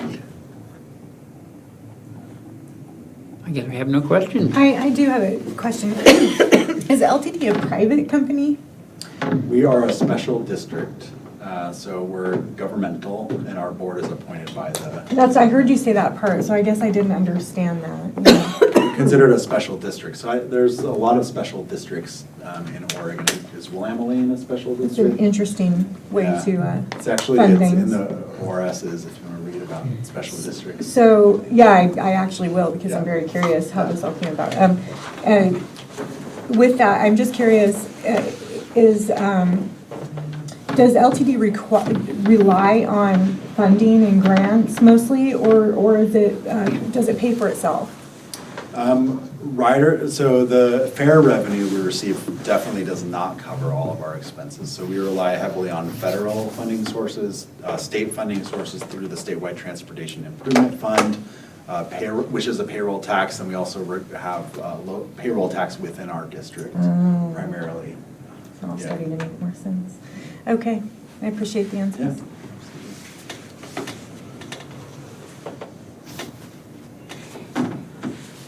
I was going to say, it's not so much a question, but I just wanted to thank you so much for being here and for sharing this information. I'm excited that Creswell was the first community to invite you in. And again, my term is ending, but I hope you come back often to provide updates on what it is that you're doing. I think one of the things that I've learned a lot, I guess multiple times over the course of my tenure as a counselor, is that rural is different than urban, right? And I don't think I'm surprising you when I say that, and the needs that we have in our rural communities and how we meet those needs is certainly different. And so I'm always excited when there's new ideas that come to the table, when there's just fresh and open minds, right, that come to the table to look at new ideas. I'm very excited about what you're doing out in Bethel with that, just again, helping a rural community and looking for innovative ways to help that rural community really succeed. And so I wanted to share that. I also wanted to share just my deep gratitude for the work and the service that you provide back to communities when there's adverse weather conditions, or when there's a city like Oak Ridge that needs to be evacuated, just of the service that you provide to those communities to help them be safe and be safer. So thank you so much for all that you do. Thank you, that's great. And just on the first point, I'll just say, make sure you're paying attention to the transportation package at the state legislature. STIF funding, our statewide transportation improvement fund, will definitely be a topic of conversation, and that's a place where we do, it really supports rural and smaller communities, so it's a really important funding source. Just leave you with that. Yeah. Well, maybe more just of a comment. I'm one of the, part of the 75% that believes that you guys are providing a great service to the community. I ride the bus a lot, every day, back and forth to work. And I too would, I'd really love to see more frequency in the routes. Because it seems to have, he said, after COVID has declined, and there's a lot of people on the bus, but boy, man, we would sure love to see more, how that happens. I know you have your own reasons why. And just a little feedback and put in the survey as I put on there. They would love to see more of the public safety or the LTD officers there around the Eugene station and on the bus and so forth. They sure seem to be. They're doing a great job, but they sure seem to be pretty lenient when it comes to enforcing, just making riders feel safe, I should say. And the big question everyone wants to know is when those bathrooms going to open up? Downtown? Yes, yeah. downtown Eugene. I mean, it's imminent. January? Okay. January, yeah. I think they've been down for like a year or so. Yeah. But you guys are awesome. LTD is great. Thank you guys for being here tonight. Thank you very much. Thank you. Amos and Dave. So we're going to take a 5-minute recess. You can use the restroom if you need, and then we'll be back. I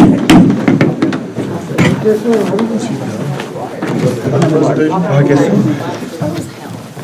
Oh my gosh, yeah, no worries, that's okay. Fair enough, yeah, well, if you, I'm trying to. Can I ask how much you pay for a ride to his work? I get to ride for free because I work at the U of O. And what it really helps is you can't find a parking spot. So I always parked it, when I went to UI, I had a dentist, and I said, hey, I'll mow your lawn or something if I can park here. And he was really cool that it was right there, I only had to walk like 3 blocks. And if you find a spot, forget about going anywhere, because you take off at lunch or something, forget about it. You won't have a spot when you get back. Appreciate the time, thank you so much. It's a big savings. Well, they didn't let me ride for free, but I also Didn't you get to ride for free? I couldn't wait. Like, the way the times were from where my house was, I'm like, I'm not going that early, I can't go that late. Yeah, well, there used to be more routes. There used to be more routes. Well, I think they provide a great service, but They do. I don't appreciate that we pay, that other people pay for it. Payroll tax, it isn't much. In fact, I gotta pay for it, I'll never ever ride it. That part I don't like. I love it. I love it. Other than that, people need the bus, but I shouldn't have to pay for it if I'm not ever gonna use it. I got 12 different employees that all pay, and not one of them will ever use it. They should. They all chose cars.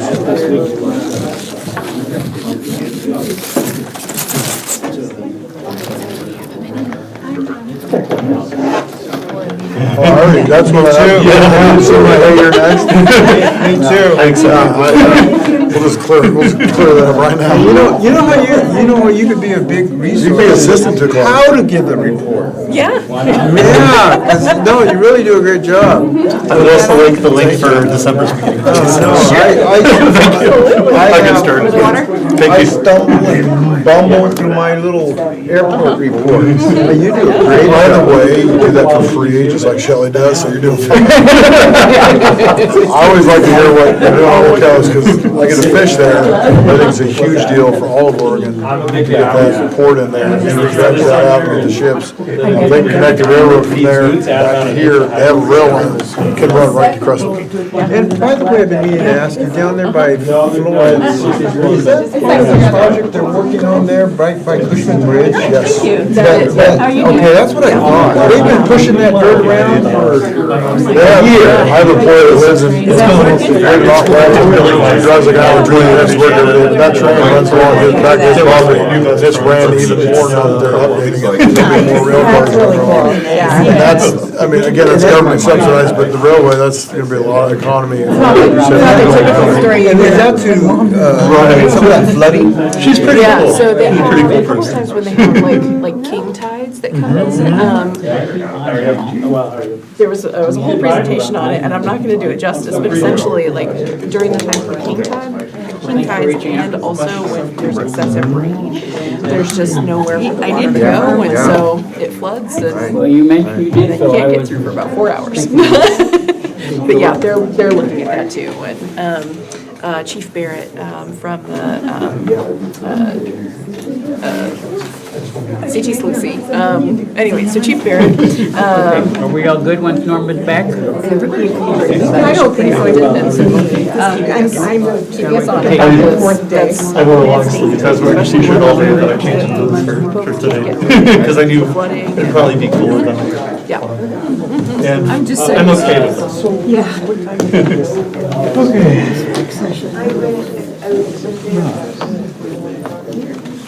Put my parka on. Does the bus take you, when you go to work, is it pretty close to your time on and off? Minutes away, minutes away. But like, you don't have to be over here and sit for half an hour or get to work an hour over there. The way home, on the way home, I have to wait. Yeah, it has the route, like it used to be, it'd only be a 30-minute wait. Right now, I have to wait an hour. It used to be an hour and a half. Some dedication to writing the best. Yeah, that's good. It's like, there's no way I can write hours. All right, we are reconvening, and we are in discussion item B, which has to do with correcting the spelling of Robinette on Robinette Hughes Park. So Manager Amber, do you want to give us an update? This is something that was brought to your attention and was asked to be put on the agenda. I did include in the staff report the minutes from the meeting, so they kind of know where we went. And now it's just back to you, so. Okay, so Manager Amber mentioned that she had invited Ron Robinette to come tonight, but I do not believe he is here. I had hoped he would be here. So, as you can see, we had quite a thorough discussion of this last year, and we came to the conclusion that Robinette was spelled with an E, that it was later changed, as is noted in the Blue Valley history that we referenced. The final line says, sometime over the years, the spelling changed to Robinette with no E, and as a council, we decided we wanted to spell it as it had been at the time, so it was historically accurate with an E on the end. Since then, it's been pointed out to us by Debbie Yee through some research that it has been pretty consistently no E for some time. So, council, we need to either decide that we want to change it or make no decision and leave it as is. Now, Michelle, you mentioned to me that the city originally had prepared a signage for the park, Robinette with no E. Does that signage still exist? Were you able to find it, Cliff? No, it's not. No. So it does not exist. Okay. So changing it would require that new sign be purchased and then installed. So council, it's open for your thoughts on the matter. Nick? I'm happy with taking the E off for the current resident that Debbie had spoken to, and I've spoken to them before, and if that's his family name and that's his lineage, then he wants it off there. And I have no problem ordering the sign with the E removed and getting it right, because if he's the only living relative, then I'll go with what he would like. So I'm okay with it. So question, I think there's other Robinettes in the area, am I correct? Yes. That are descendants? I don't know, but when you Google it, there, other Robinettes do come up. Okay, okay. Other counselors? Thank you, Nick. Norma? Do the other residents that have that same name spell it the same way or different way, or is it a combination of? I was afraid you were going to ask that. I don't remember how they spelled it, I'm sorry. Okay, that's okay.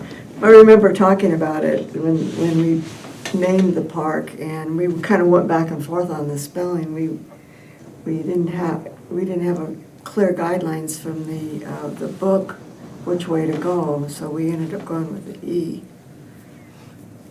I'm not stuck on that.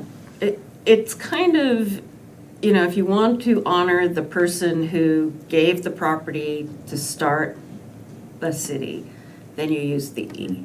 If you want to honor the descendants, then you take the E off. So it's kind of. It's a good way to look at it. Yeah. Okay, we're going to hold council comments until, public comments until the council members have spoken. I go to church with a Robinette, and I asked him how, he has no idea if he's related to them or not.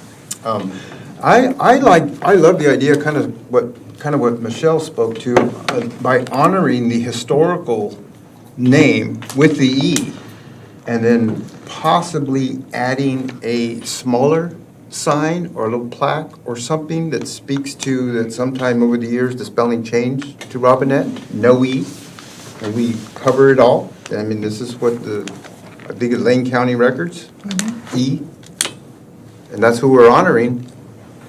So then we cover it all. It's a good idea. I like that. It's a good idea.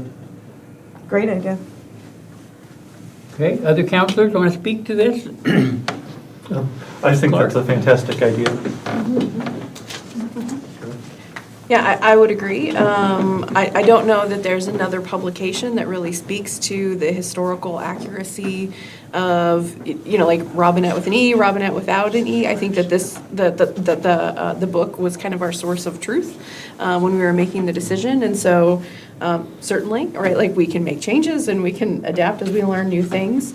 But I think that Councilor Castilla's recommendation is, I think it's a solid recommendation, and then I think that we're honoring both what our historical document said and also the current spelling. Stacy? I like Counselor Castilla's recommendation, actually. I hadn't really given anything like that a lot of thought, and that's a good idea. So restate your recommendation. That we add some additional, how it be, another sign, a plaque somewhere or another, that includes verbiage such as in this book. Sometime over the years, the spelling changed to Robinette. You know, I don't know if somebody wants to do the research to pinpoint what year it was actually changed. Michelle? I think it might be nice to make the plaque explain why the park is named. Sure, Hughes. absolutely. And then maybe work with the Historical Society and do something nice, you know, a bronze plaque or something that we could put out there. And because people don't know why they have the names they have, so. And this one's very specific, and I think could have a historical plaque. You could even maybe do like a QR code thing and even bring up more information kind of from the book, kind of give it a little nugget of history nugget. And plug the book, Yeah, so that people know that there is a book about the history of Creswell. True. Absolutely. Yeah. So if we go that direction, then we're talking about a little bit more work to be done by somebody to put this information together. And it could be then that it's a charge given in January to one of our committees to work on. Or if it doesn't happen then Michelle, it comes back to staff members doing the work? We would probably work with the Historical Society and probably ask them to provide the verbiage, and then it's just a matter of getting the plaque made up. So, Council, what direction would you like to go? before we do that, members of the public who would like to speak to this. Debbie, tell us your name for the record. Debbie Yee, I guess I'm who started all this by a coincidental meeting of Mr. Robinette. I guess it doesn't, in the scheme of things, it doesn't matter if you do a plaque for a disclaimer or an added credit or whatever else, but I find it interesting that you don't find a Robinette with an E on the end of it in James Robinette's lineage, including the Cottage Grove Cemetery that has 7 or 8 headstones. So I'm gonna just throw that out there, that maybe a little bit of research. I know if you dig back deeper into it, who knows how it did or didn't come up with an E or without an E.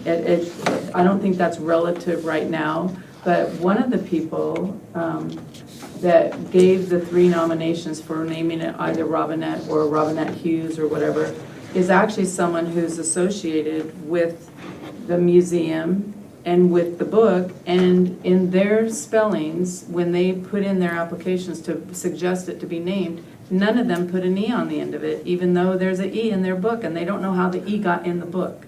So if you look back on the Historical Society, the U of O study from 2007, again, when they were doing things that went into record, it didn't have an E. It doesn't matter to me other than there is someone living, and if someone misspelled my last name, which happens all the time, even though it's 3 letters, I would want them to correct it or to honor that. That's all that this all started as, is just curiosity and a quick search of Google. And if you have someone in town who's a direct descendant and they're rolling their eyes, and I'm not saying he did, but I'm saying I would, roll my eyes and go, yeah, that the last name of that is Robinette, but they didn't get my name right.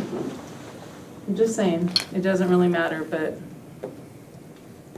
that's kind of what started the investigation going. And I'd be happy to work with city or whoever, a clerk or the museum or the historian, just to help added research. It doesn't really matter. It doesn't have to be a quick thing either. I just felt that I needed to bring it up, and Manager Amberg and I had a conversation over it. And our website doesn't have any, just saying. Other members of the public who want to speak to this? Okay, so council, the direction to have staff work on this and bring back a proposed plaque, or to have Mayor to give it to a council committee, or it could be the Parks Board to work on it next year. If you have a direction for how you'd like to go with it?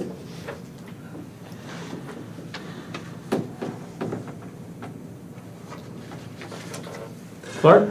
I don't really have a direction, but I think it will require a little bit of time just to verify what the historical facts are, and just to make sure we're not, making the wrong decision. So maybe an incoming committee might be the best way to do it. I'm not sure. I'd be interested to hear what other council members think. Norma? Last time, the name change basically came through the Park and Tree Advisory Committee. We talked about it, we brought it to City Council. I don't know that it has to be done that way the next time. Though the Park and Tree Advisory Committee should have some sort of input into it as well.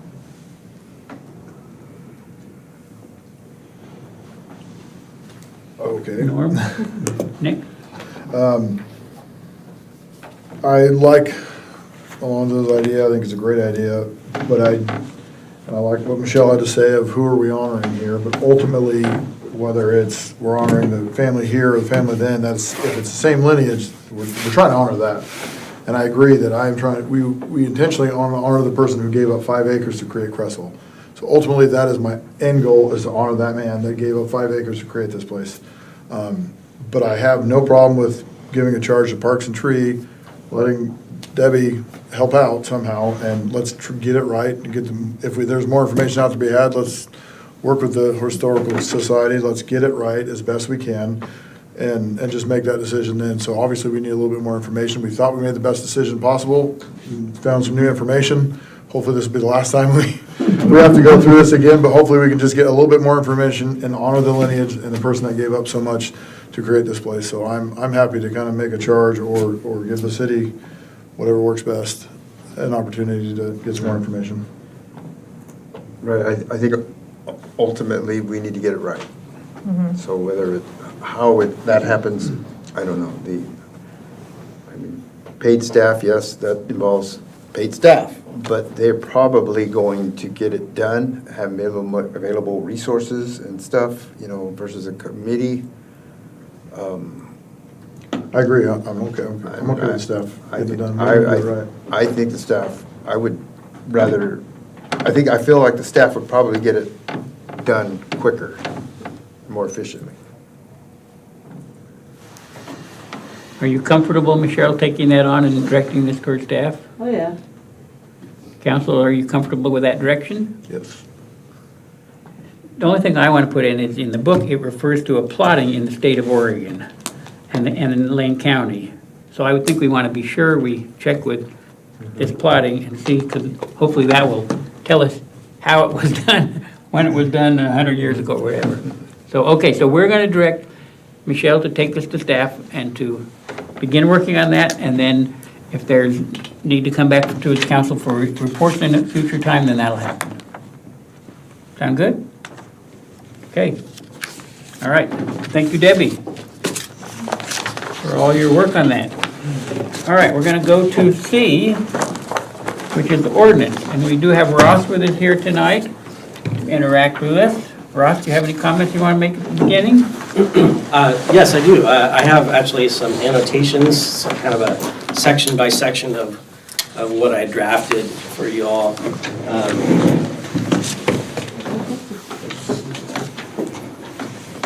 So I thought it might help if we just kind of walk through the draft and you can inform me what you want. Thank you. Yes, sir.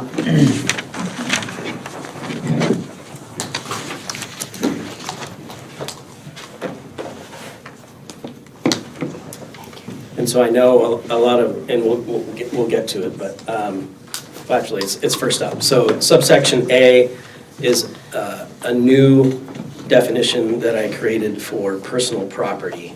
And the intent there was to capture the non-vehicle wagons that kind of brought this whole discussion up. And my thinking behind that was to not play whack-a-mole maybe with whatever comes up next month. So if you have a wagon with wheels, it takes 90 seconds to take the wheels off, and then all of a sudden it's no longer a wagon with wheels. So that was my intent with creating that new definition of personal property.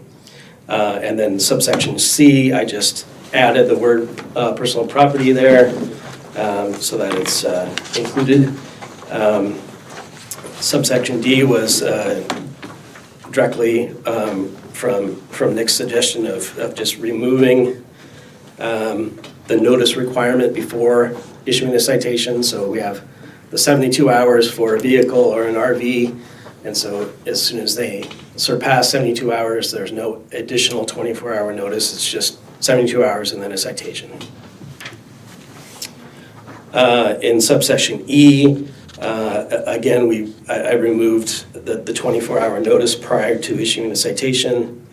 And then this is where I add in the new regulation of personal property within the streets. And so this is and again, I established it, I put in a 2-hour provision there, so you can have personal property on city streets for 2 hours. That was just my number. It's whatever you want to put in there for a period that seems right to you. And then in subsection D, I added, again, just a reference to personal property. It's a new term for this provision. And then in the penalty provision, 10.020 sub A, that's where I took Nick's suggestion of increasing the first-time penalty from 100 to 250, and then created a second offense penalty of $1,000, and then also noted that it would be a misdemeanor. And since our meeting, there are a couple notes there in that section there, in my annotations. We don't know whether that's objectively reasonable. And so again, we're operating under this umbrella of 195-530 that says all our regulations of those experiencing homelessness needs to be objectively reasonable.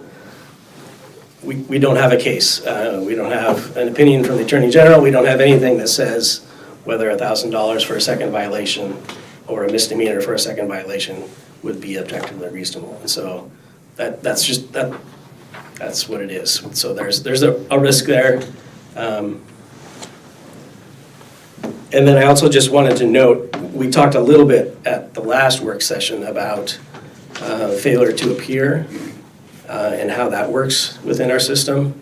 And I just wanted to note, there is a state statute that says failure to appear is a crime. And so we actually have existing law now where someone fails to appear in your community court, that they can be charged with a crime. So we don't necessarily have to add a crime to this specific penalty provision to have that hanging over someone's head.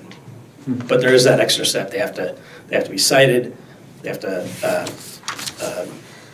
not show up at court, and then the judge and our deputy have to decide to issue another citation for failure to appear.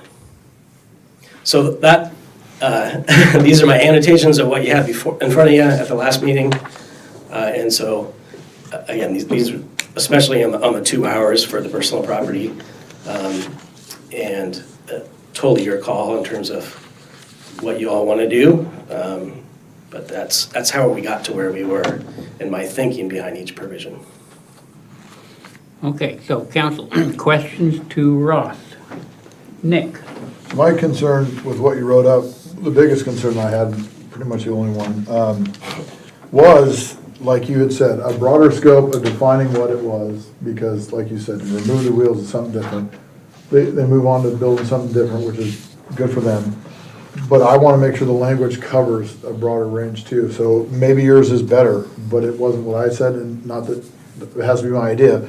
But I want to make sure that I confirm that with you before we were able to move forward, was that would cover a more broader scope of whatever somebody wanted to invent or recreate or, something brand new. Right. No, good question. And so I guess maybe at the end of the day, it's for our muni judge to decide once they receive that first citation. But in my opinion, when you say personal property, I think we're talking about all those non-vehicle things that are in our right-of-way that shouldn't be in our right-of-way, not only because it's dangerous for them, but it's dangerous for people who drive in cars. It's dangerous to have a tent in the right-of-way. It's dangerous to have these wagons or wagons without wheels. And so I think my intent there was to be broad and to capture those what we talked about when we were last year. That would have been helpful for me to know, because that's what was the biggest concern, is just trying to make sure that we, elaborate. I understand. The broad things. That was pretty much it. I didn't know that was good enough for that's where you were headed. And on the misdemeanor, I do think it's important to reclassify it. I know there is a warrant, but I've been to court just recently and saw a repeat offender, and I've emailed the judge because I'm not happy with what happened. And so we need to make it clear, the city needs to make clear what they want to happen. I think this does make it more clear that if you're going to repeat offend, it's one thing that it was an accident, but if you're going to repeat offend 6, 7, 8, 9, 10 times, the book needs to be slammed shut. So, and as I witnessed in court last time, it was not slammed shut. I made my opinion known. So that's my intent with that. If it happens once in a while or there was a mistake, then yeah, let's have some forgiveness, let's move on. But if it's going to continue to happen, then no, there's no more free range. Yeah, so as drafted, it's second offense, it's misdemeanor. Yeah. Other questions of Ross? Kelly? So I have a question about, the first offense being, I guess $100 to $250, and then the second offense being $1,000, and being a misdemeanor. And so I guess my question is, and you already talked about how there's really no metrics to what objectively reasonable is. It feels like a jump. And I'm just thinking about, yeah, that's a $750 jump between, you know, what may have been an accident the first time and what may have been an accident the second time. And so I don't know. I don't know that $1,000 is the right amount. It feels like a jump. Sure, and I guess the argument counter is maybe what you just foreshadowed is, yeah, so you get one chance to figure out, and of course we know what, I'll segue a little bit, our code enforcement, our law enforcement, they educate. That's one of their jobs, and they do a good job of it. And so when you get that first citation, that's not the first time you've messed up. So what we're establishing in code is first time is a small penalty. The second time is a jump. But our justification is you've been warned, you've been warned again, and now it's serious. And so our argument is, 3 strikes, and that's reasonable. Stacy? Could you clarify on the HB 3115? What specifically has to be objectively reasonable? The regulation of those experiencing homelessness. So we're not writing regulation of those that are experiencing homelessness. We're writing regulation about parking and public street use. That we're not specifically writing regulation about homelessness. Yeah, that very good point, and that would obviously be an argument we would make. Yeah, great point. Thank you. Fantastic. Yeah. Well, clarification, we can regulate time, place, and manner. Is that correct? For those experiencing homelessness, yeah, and so what we were just talking about is if the city were to get sued by someone experiencing homelessness and saying, hey, this is not objectively reasonable for whatever reason, whatever the regulations here, our first counter is this is not even a time, place, and manner regulation of being homeless. It's a parking regulation. It's a regulation of our city streets. You really shouldn't be sleeping on our streets because we actually have a place where you can sleep. And it's not on our streets, and so there's no need to even go through the analysis of objectively reasonable. So, because we have a pocket park where you can sleep in a sleeping bag or a tent, we're saying that's what we have, time, place, and manner, and the streets would be off limits. Yeah, and clarifying. Sure, absolutely, and it's similar to saying our parks are, except for the one, our parks are otherwise off limits. So then, a question on the violation. So I'm reading in our current ordinance, section D, and I tried to find where it talked about the violation and the fine currently.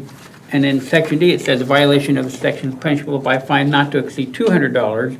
A willful violation is punishable by a fine not to exceed $400 and up to 10 days in jail. I was trying to figure out where we said $100. Is that a different place in here, or am I just missing it? Our current ordinance. Are you looking at section 10-40-020 sub A? I'm looking at section 1. This is page 2 in our current ordinance. I don't know what that.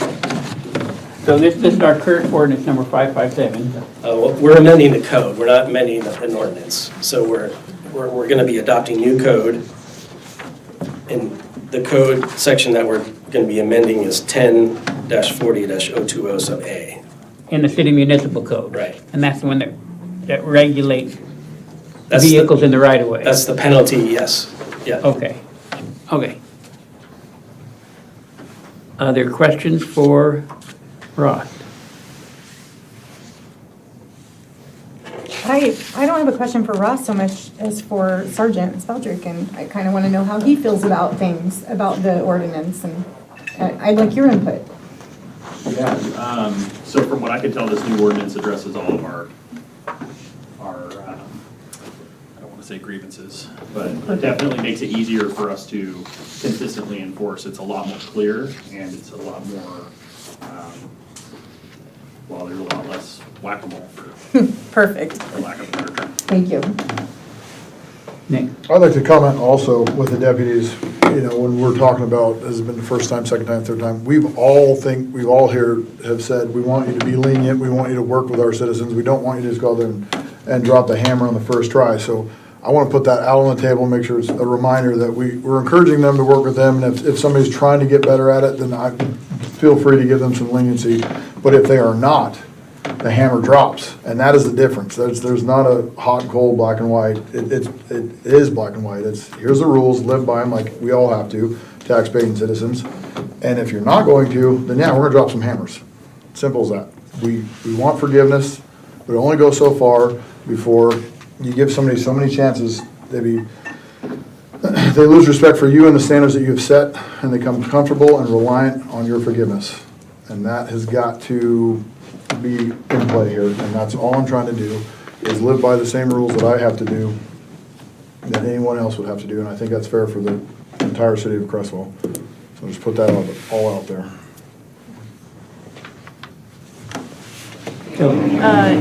So to clarify, and I may be incorrect in my understanding, so please correct me. So if it's a non-wheel, or if it's a so essentially the personal property, would this also apply to basketball hoops?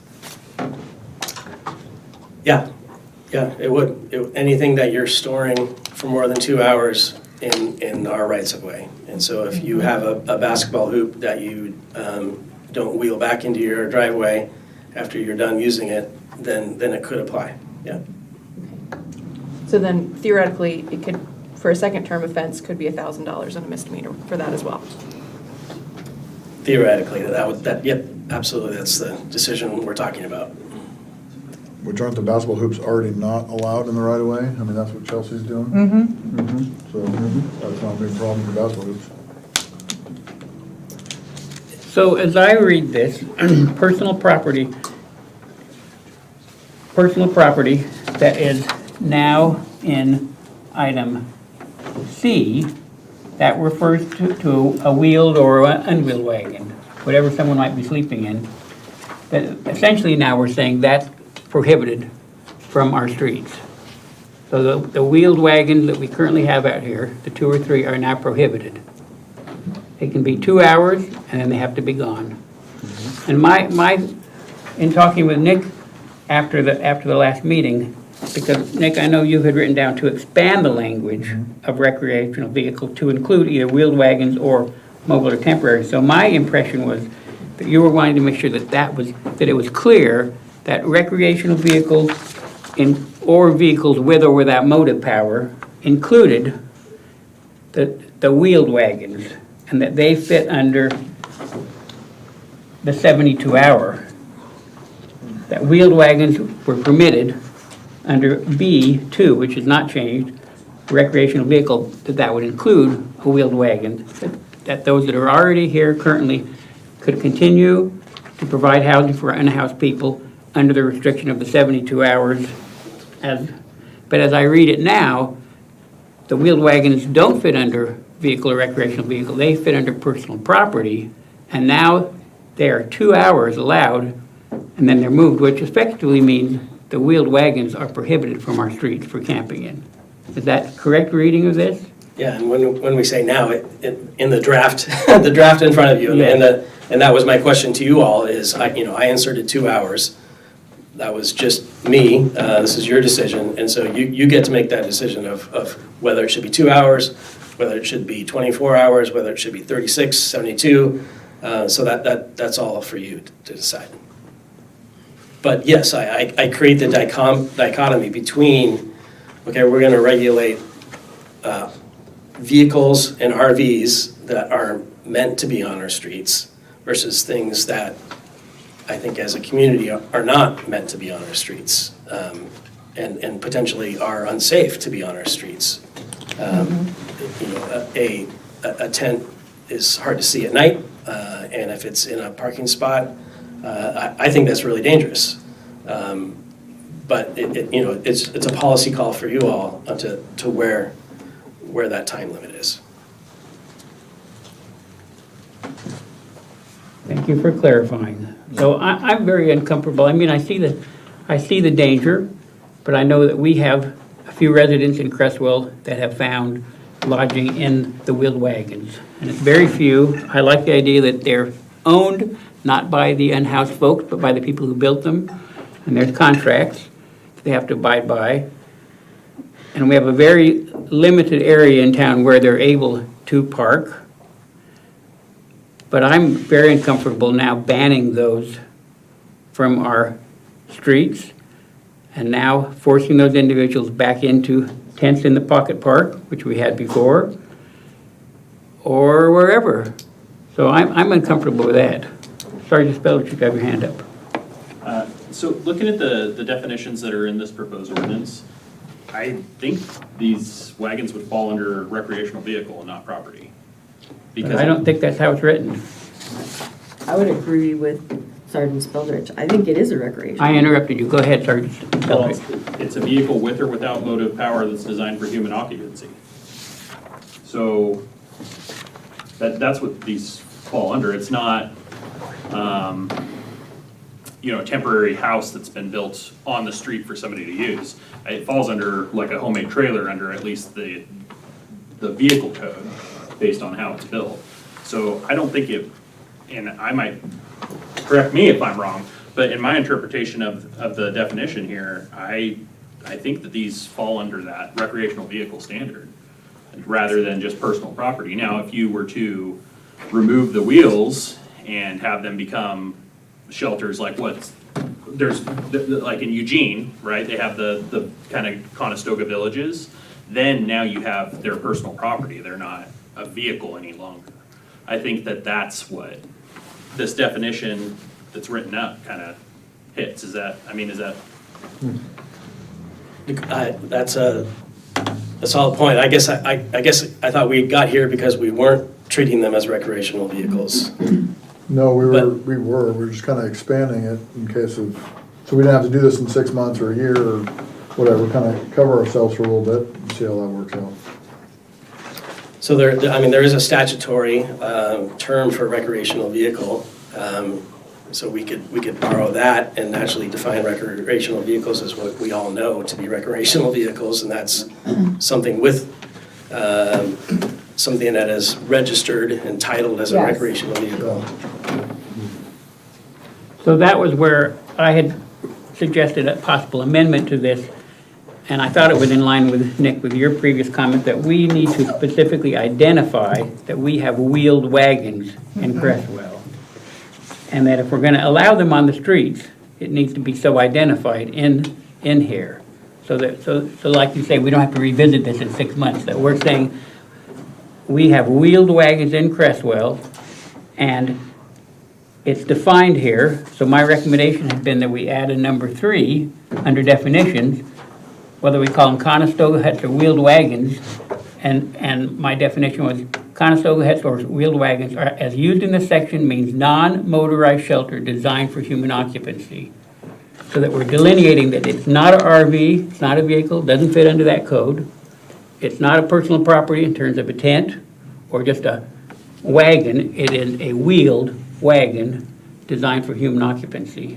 So we've added a new definition, that's a new category, and then that impacts other items in here too, because we've clarified what we're talking about. And I had understood, Nick, that your intention wasn't to ban them from our streets, but was to define what they were and make sure it was clear in the ordinance. Yes. Okay, Stacy? I think that they can clearly fall under recreational vehicle, based on what Sergeant said. I am not interested in codifying Conestoga wagons into our city code. And so I like the idea of just making sure that it's covered under under the language that is currently in there. I think by codifying it, by putting those words into our code, we are saying we are okay with this, and they'll keep coming in bigger numbers. And as far as I'm concerned, if you're out in the community at all, I would say that the majority of our community are not impressed. And so putting it into our city code, I think, is a terrible idea. Okay. Nick? Is that, so if can you write that up so we're legally, so we're covered in a recreational vehicle, will that cover the Conestoga huts? Because I agree with Stacy that specifically putting in that term in our code is adopting and allowing and emboldening more to come, which I don't want to do. I just want to make sure that that recreation vehicle has to be moved, just like mine would, a taxpaying citizen, like everyone else, that the rules are followed. So what you're suggesting, or what Sergeant Spelter was outlining, is the recreational vehicle. Can we make that fit in here so that we're not changing the rules for one and not the other, that it is blanketed and it should cover everyone? Would grouping, so my definition of personal property, so as the draft, as we now have been discussing, we have these wagon wheels probably fitting under maybe two categories, the recreational vehicle and the personal property. We want to capture them as part of recreational vehicles, Yeah. And allow them for 72 hours. Mm-hmm. Okay, all right. I want to make sure we hear from other counselors as well. So, Fine. Stacy, before you, other counselors who want to speak to this, and then Stacy will be next. I don't have a lot to say. I like the idea of, just like Nick was saying, that it's the same rule, the 72 hours and everything. So that's where I'm standing right now. No, I'm just trying to keep up with what you guys are trying to accomplish here. I'm not interested in totally banning these folks from sleeping. They've got to have somewhere to sleep. However, I do agree that they need to move along when it's time to move along, or go around the block, or whatever they do. But however, something that, and it may be going down a rabbit hole, something that you'd said, if there's personal property parked on the side of the street there, and it's not safe for them, it's not safe for others, and it's allowed by code, where does this fall under the state-created danger? Good question. Yeah, solid question.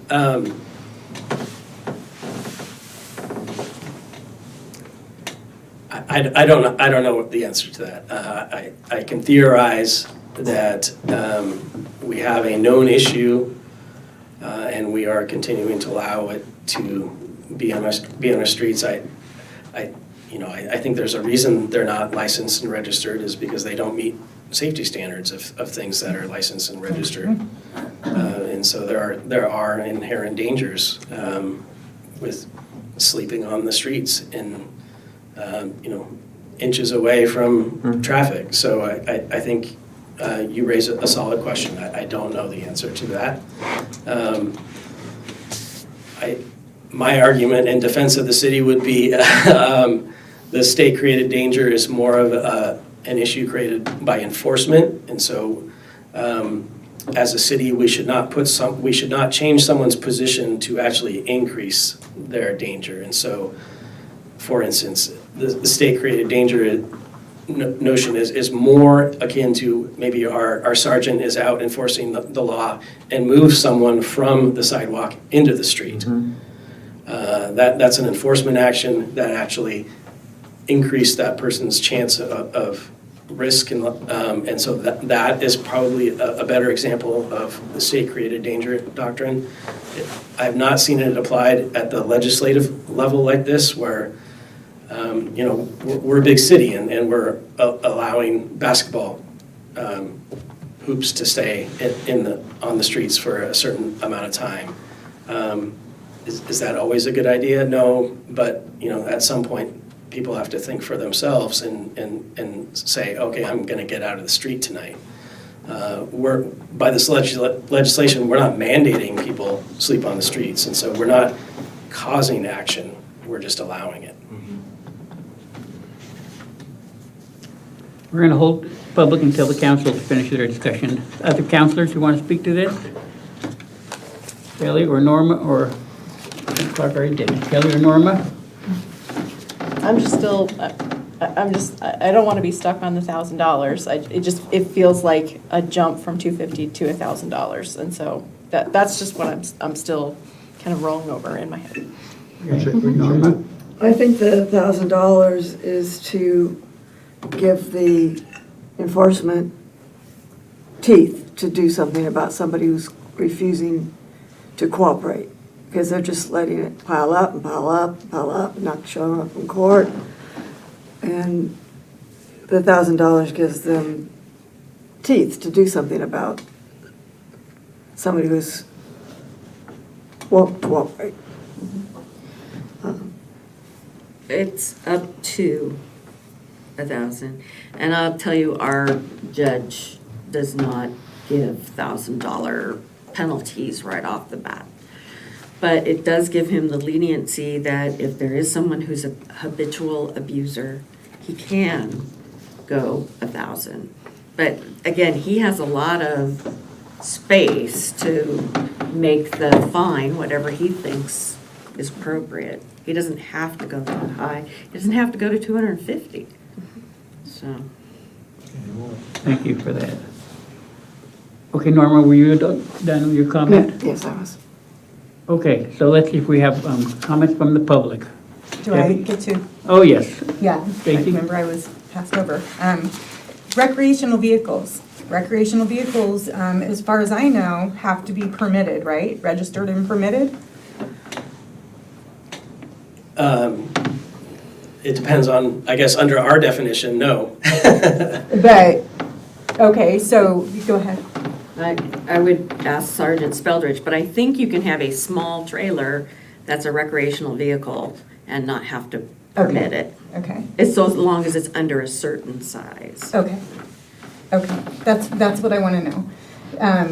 And so you think that it'll qualify as one? Based on the definition that's in here, yes. Yes, okay. I do. I'm comfortable with that, thank you. And that's kind of what I want to know, because they aren't, I just want to make sure that if all rec vehicles had to be permitted, then we would need to make sure that these are as well. Because one thing that I want to not happen is that we create an ordinance that has special carve-outs for special situations. We have to look at our whole city as a whole, and so I appreciate it. Thank you. All right. Comment from the public. State your name, raise your hand. Debbie? Debbie G. again. I was just curious on a comment. I don't know if the mayor made it or if Alonzo made it, but you said your fear was to move them back into tents into the pocket park or something similar to that. But if they already have a contract and they already have a provided Conestoga hut, if that's a danger and they shouldn't be in the streets, then why can't they move into their hut into the pocket park? There's plenty of parking spaces there where they would, it would sort of be like a food court, but it would keep them off the street in the dark, especially in the winter during bad weather or anything else where there could be liability. What if someone slides on the ice during an ice storm? And, it's an accident, but what if that were to happen? They're in danger. So they're better in the pocket park for a safety issue from unintended accidents or consequence. Should that happen, I don't see that putting them back into a tent. They're always going to have the Conestoga hut, I guess. I don't know. I just was curious because that just struck me as you're not taking it away from them or taking them out of anything. They have the hut that's provided and contractually theirs if they're following the rules. So if it has wheels, put it in the pocket park. So Manager Amber, is that allowed in our code? Currently, it's not, so we would need to change it, but you could, I wouldn't classify that area as a pocket park. I would say that's our park and ride. Yeah. So, maybe we could designate spaces in the park and ride for people if that's what the city council wants to do to get them off the street. That can be written into our code. just like, but it would be in the camping code, it wouldn't be in the street code, the street parking. It's probably not a good idea. Yeah. Bill, Yes, state your name. Bill Kent, and I'd like to address a couple of things in here, especially with you here, Ross. Repetitive violations and accountability. Nick and I were both at the latest municipal court, and I think Sergeant Speldridge referenced someone that had just repeatedly refused to move. That was a guy, not in a Conestoga, but in a travel trailer. And he was, you saw him, Nick, he was at the last municipal court, and he was fined big time, and he is no longer in the city. So the idea that there's no accountability, that's a red herring. There is accountability. There also, associated with that guy, was a woman living in a Conestoga, and she managed to get at least 4 of the red tickets. She is no longer in a Conestoga because Ed and I moved her out of it for violating the city code about not moving. So as far as accountability, I think you're following a red herring there. You're going a little bit back to the original meeting in which you tried to do time, place, and manner, and a couple of you said no place because we really don't want them in town. So as you're trying to defend the city on, is it fair and equitable, or is it reasonable to all? The reason the Conestogas got built was the council decided everybody should sleep in a tent in the pocket part, but they couldn't put the tent up until 10 at night. And so I asked you, was any homeless person asked if waiting in this time of year, when it's cold and damp and wet, to sit on that bench out there and wait till 10 to put your tent up? That wasn't reasonable.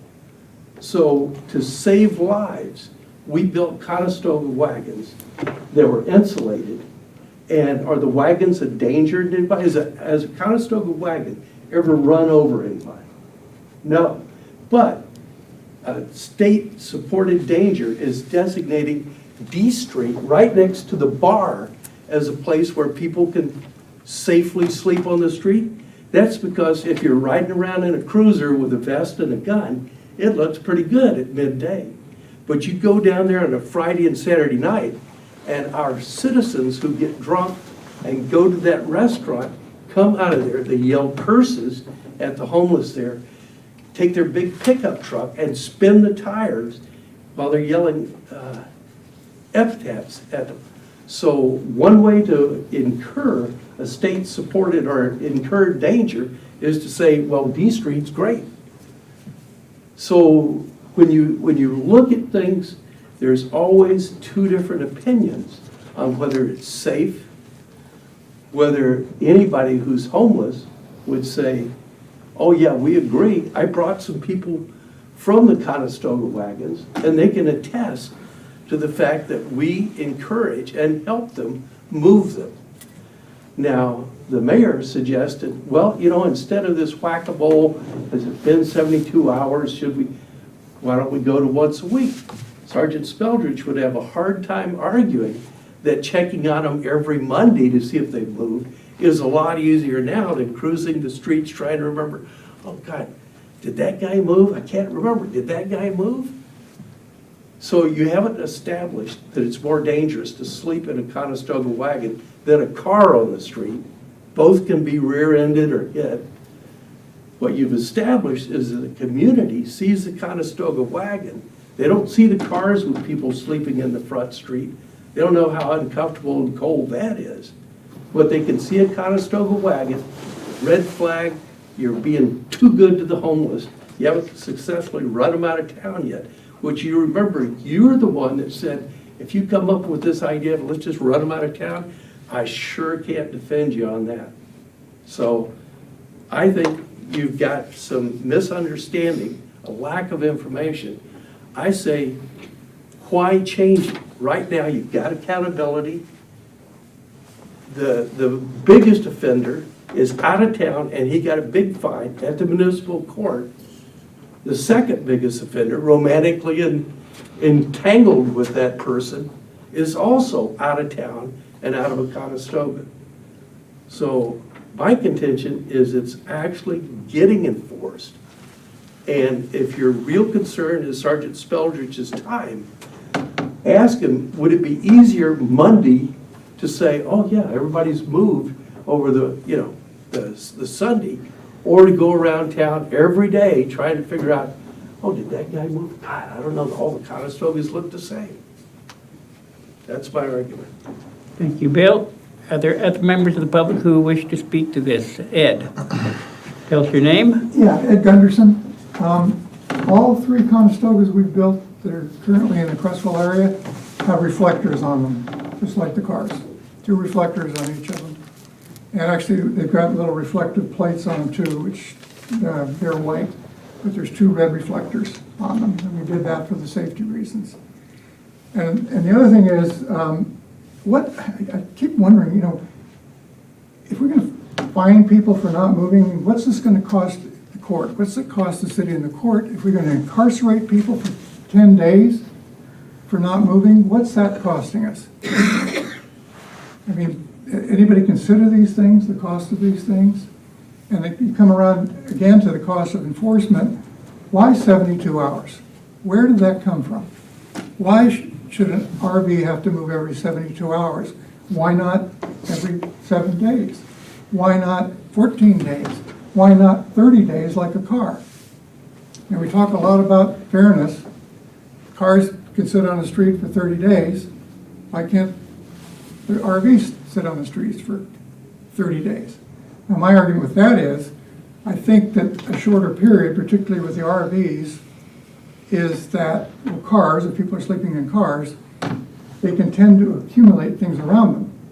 So moving them in a shorter period of time means you have people have an opportunity to clean up their stuff, don't accumulate so much stuff, and the street sweeper can take care of cleaning that area.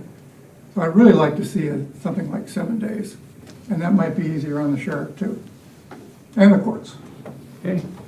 Other members of the public who wish to speak on that? Right. Yes. Tell us your name, please. Hi, I am one of the new residents of the... Tell us your name, please. Tanya Binkowski. Okay. But I have a long history with Creswell. Anyway, if it wasn't for that Kwanzaa program, I would be dead by now. Because the other night I had some money stolen from me in a bar. And it was a gray-haired old moment, and which whatever happens, happens. But I was sitting there in the park that night. I had no place to go. I had no money because they took my payday loan.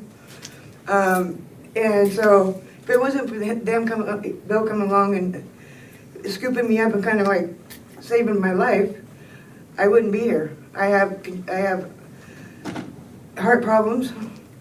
I just found out. I have, what do you call it, upper pulmonary heart. I get a large heart. I'm legally disabled. I am on Social Security and SSI. And if it wasn't for the help, because I never even did hear back from the sheriffs about what happened with my money, because there were supposed to be cameras. That's why you see me out there a lot, because I'm totally destitute. And if it wasn't for that place to sleep, I wouldn't be here. I honestly wouldn't be here. The good Lord landed me here through, not having a valid license. And I'm going to be perfectly honest. And it was because the county, I could not get no help. And I only make $1,000 a month. That's it. Except for what I make for food stamps and my OTC. I've been trying to get on, I've been on the waiting list for homelessness for 10 years.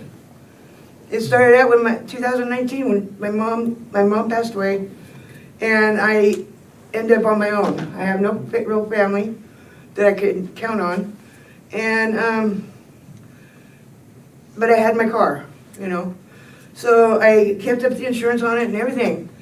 But it got to the point where, I was getting confused that I needed an SSR 22 and all this other stuff. And so I kept pushing it because my car was the only place I had to live. And so when I got in the accident, which was a grateful thing, because I shouldn't have been driving, I had no choices. I was given no choices. I asked, I begged, nothing. But when I lost my car and everything, I found myself stuck here, which is a good thing. Because you guys are the ones that have saved my life. Because if I lose that little hut, I have nowhere. I don't even have a rock to crawl under. That's how close that my family is. I have no family, you know, and I can personally attest to a name that you can understand why I don't have a place to live. I'm a Milligan, you know, and my family grew up on Highway 58. So, you know, the county, I've had to pay for a lot of people's karmas, you know, because of it. And so I just want to say thank you guys for opening the door for me and allowing me to try and get in here. I mean, it got to the point where I couldn't even sleep at the mission or anything. I mean, all those fentanyl people, I thought meth was bad. This is worse. And it got to the point that this and like Silverton, I'm also required with Silverton and stuff, are the places that are less impact to get hurt. And I've been on the streets my whole life. Okay, thank you. Any other members of the public? Oh, Shelley? Shelley Humble. I'm just curious as to the process. So if they get a ticket, then they have to go to court. So are they left on the street? Are they still in the huts while they do that? And then, okay, say they have a fine and they can't pay for the fine, then what happens? And then are they still in the streets in the Calistogas? I'm just kind of confused. You're doing all this process and I understand it, but kind of confused on how the steps, what happens at each step. Is it a good outcome? Is there a good outcome for what you guys are trying to do? And I know one of the biggest problems are the businesses downtown feel they're losing customers because they don't want to have to walk by them. But I'm just trying to understand where you guys are trying to get with this. Is it a help or is it a hindrance? Are you going to get the desired outcome? Because I can't see it from everything that's been discussed tonight. I can't see that piece step by step by step. Okay, Michelle, did you have your hand raised? Yeah, I was going to answer some questions that arose. Okay. Regarding the 7 days versus the 72 hours. This parking ordinance has been in Creswell for a very long time and precedes any homeless issues. The 72 hours is in order to allow people to pull their RV in front of their house and clean it out or load it up to take it out. And they get 72 hours to do that. That's where the 72 hours comes from. It applies outside of the homeless to the entire community. This idea that the wagons have the same level of safety as a parked car, I think we can all agree that there's a lot of engineering that goes into a car. And it has a lot of safety features. So even if you're sleeping in a car on the street, you still have a lot more safety than you do in those wagons. I worry about, I really do worry about a drunk driver coming through and running them over. And as far as being on D Street, that's their choice. We don't make them line up on D Street. They have other choices around the city, but they have decided that that is a choice that they want to make. So they park over there because that way they're just kind of moving back and forth and they don't have to, creatively move around. So I just wanted to address those three things. Okay. All right, council members, so where do you want to go with the ordinance? I want to hear from every council member who wishes to speak to it. And any further questions you might have for Ross to clarify what we're looking at.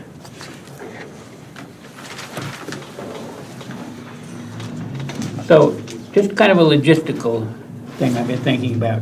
As an ordinance, it has to pass unanimously to be adopted.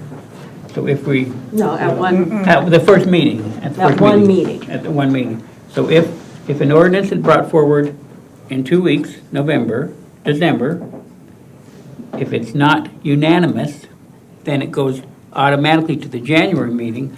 At the January meeting, there'll be 6 counselors, 2 brand new. If it happened to be a 3-3 vote, the ordinance would not be adopted. And by our governing rules, it couldn't be brought back for 6 months. So that's just kind of process. So one of the things I've thought about is, do we want to bring this ordinance in 2 weeks and have it ready to go in 2 weeks to be voted on, knowing that, you know, the process we walked out? Or would you prefer that a new council in January have this same discussion at a work session, to where you have the new council on board with whatever direction you're going, and then that new council works through the process of making whatever changes? So I just throw that out to the council for you to think about. I think that we have talked about this a lot, and mainly revisited this to help our code enforcer and our sheriffs enforce, have more teeth to enforce. And I am not, I think that we should vote on it in 2 weeks. I don't think that we should worry about what might happen. Okay? Other counselors? Alonzo? Sure, I think originally the intention was to get the 72 hours so that they could keep that up, and I think that's a great idea. I think that works, and I think if we inserted the 72 where it says more than 2 hours, we would accomplish that? No, Or here, the personal property in the street for more than 2 hours, because unless these don't qualify as recreational vehicles. Well, They're saying that they do. Yeah, so I think the direction, I was overthinking it. Okay. So I think the idea would be to do away with my overthinking, and make sure that the definition of recreational vehicles includes these wheeled trailers, which would be subject to the 72 hours. We could actually do away with my idea of personal property and just not deal with that, because then we're hitting what we're targeting, instead of trying to be too broad. So I think the next draft will be simplified. I think I understand it now. Okay. You got through to me. But I think I nailed the idea for the penalty, and then doing away with the 24-hour notice requirement. So now we have 72 hours, citation, and the increased penalties. And I think that was our original intention. And then Sure, and I was trying to be. Kind of started adding. I overthought it, yes. And then one other thing here is in regard again, this down here at the bottom where it says, also note that the reclassification to a misdemeanor is not necessarily required because there is already a state statute that creates a misdemeanor for the crime of failure to appear on a violation. So it kind of sounds like we already have that in place to add the extra fines. I think that's a little excessive, especially if this is already in place, if I'm understanding this correctly. So I think the thinking that I've heard and what got us started was Nick's proposal, is to make the penalty self-contained in this provision. So even though there might be another avenue to get to where we want to go, we want to have it self-contained, and so it's clear that you get one chance at a smaller fine, and then the next time it's a bigger fine. And it's within the context of this particular violation. Okay. Can I speak to that real quick? Yes, please. I want to make sure Alonzo's. No, go ahead, go ahead. So, with Alex's guidance again on this, it's unclassified misdemeanor is different than prohibited storage. So they need to have the ability to cite them as unclassified misdemeanor instead of prohibited storage. And that is the difference, because prohibited storage does not serve a warrant. You make them come to court. Like Bill was talking earlier about the gentleman that came to court. He came to court in handcuffs because of a repeated offender. So they had to put a warrant out. He skipped it that many times. They had to go get him, which again, yeah, it's a huge cost to everyone.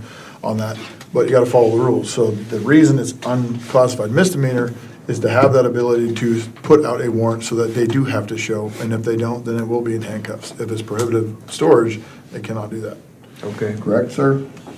Yeah, so if it's an unclassified misdemeanor and somebody is issued a citation in lieu of custody for it, and then they fail to appear on that citation in lieu of custody, then it's a new crime of failure to appear on a criminal citation. There is no crime for issuing a violation citation unless a judge decides you are now in contempt of this court, I want to issue a warrant for this person. And the judge has the ability to do that. He did that this last month for our person that continually just blew off the court. But that would basically take I guess, it would give the ability for a police officer to arrest on this new failure to appear crime. So the intent, when we spoke last month at the work session, we talked about how the city of Creswell doesn't have the funding or the beds at the jail to be able to necessarily, arrest on Creswell municipal charges and lodge them in the jail. What would happen if I took somebody to the jail right now, say we have this unclassified misdemeanor, and I take them to the jail right now and say this is a Creswell municipal crime, the jail would say, okay, they're gone. Like, don't bring them. That's not a thing. You can't, you don't pay for the beds, the city doesn't pay for the beds, the municipal court doesn't pay for the beds. What this does is it gives the ability where we can cite in lieu of custody for this unclassified misdemeanor, and then if somebody then decides to blow off the court, it is now a crime, which is a circuit court crime that can be, the deputy district attorney who gets that case can decide, am I gonna prosecute this or not, right? Because it's not the crime of the century. But it at least shows that there's some sort of penalty that the state could have. Not the city, the state could now have towards this person for blowing off a municipal court judge. That was the thought process behind that. Okay, thank you. Thanks, Sergeant. Okay, And you made it pretty Stacy? clear that the fine would be up to $1,000. It's not just boom, automatic $1,000 fine. That's correct. And Yeah. we have a pretty nice judge. Yes, we all, I think we're all pretty confident that our judge is not going to fine anyone $1,000. so I want to speak to one other proposal that I had in the amendment. If we're clear that the wheeled wagons come under the same category, are included in the category with recreational vehicles and are thus allowable for up to 72 hours, and I had recommended that we consider, since those wheeled wagons are by necessity designed to be towed by a bicycle,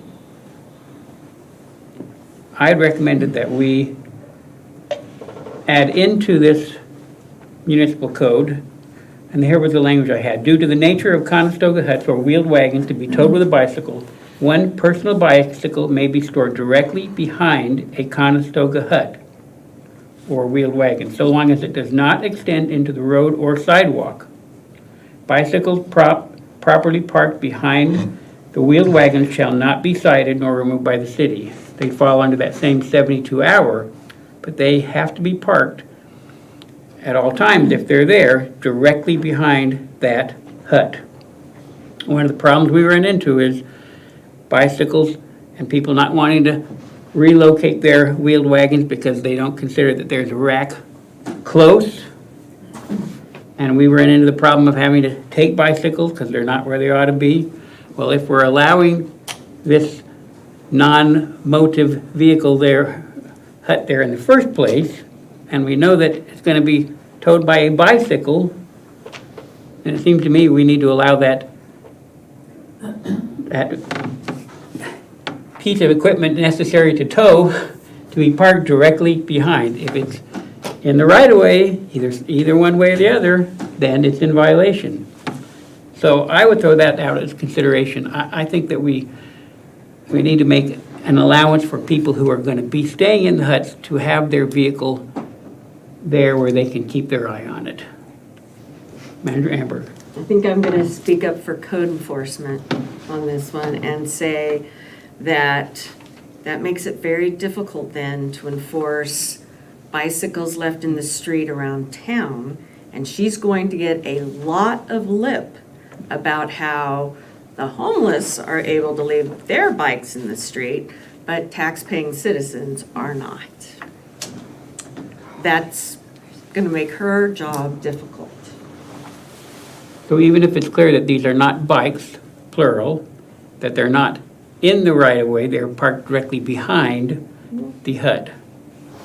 People are going to say that we are allowing homeless people to leave their bike in the street and their child's bike cannot be, and they pay taxes, and those homeless people don't. And she's going to have that in her face a lot. Okay. Stacy? Which is why I keep saying, when we design or do code and ordinances, we have to look at the whole community as a whole. Right now, our ordinance or our code, I don't remember which is which right now, ordinance, covers our community as a whole. We start putting specialty pieces into it like that and allowances, and I think we're opening a whole nother can of worms. So I appreciate I agree with you. I think if Chelsea were here, she'd. Oh, yeah. Mm-hmm. Okay, other counselors who'd like to speak to this? 'Cause I guess I'm not speaking specifically to the piece about the bicycle, although I hear what you're saying, and I don't disagree with what you're saying. I would just say that throughout this conversation, I think that you all have given me good counsel around that $250 and that $1,000, and so, but I am backing off of that point or that concern. So I just appreciate the counsel that you all have given me, and I want you to know that I've been listening. Okay, Norma? So will it actually say in the ordinance up to 1,000? Does it say it? It says not to exceed. Yeah, not to Yeah. exceed. Same Yeah. difference. The same. Really? I think this is just his footnote, his notes about. Norma, any other comments?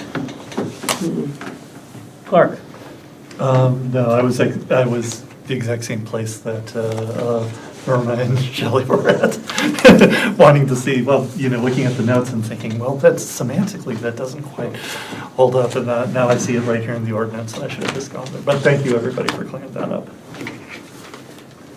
Okay, so Ross, can you summarize what you're hearing in terms of how we'd like you to redraft this ordinance? I am going to remove the definition of personal property. I am going to take another look at the recreational vehicle definition and make sure it captures. So, a little slower, you remove the definition, that's item number 1. A1? Yes. A1, remove, okay? Go back to Nick's original wording for the definition of recreational vehicle and make sure that it captures the wheeled wagons that we're talking about.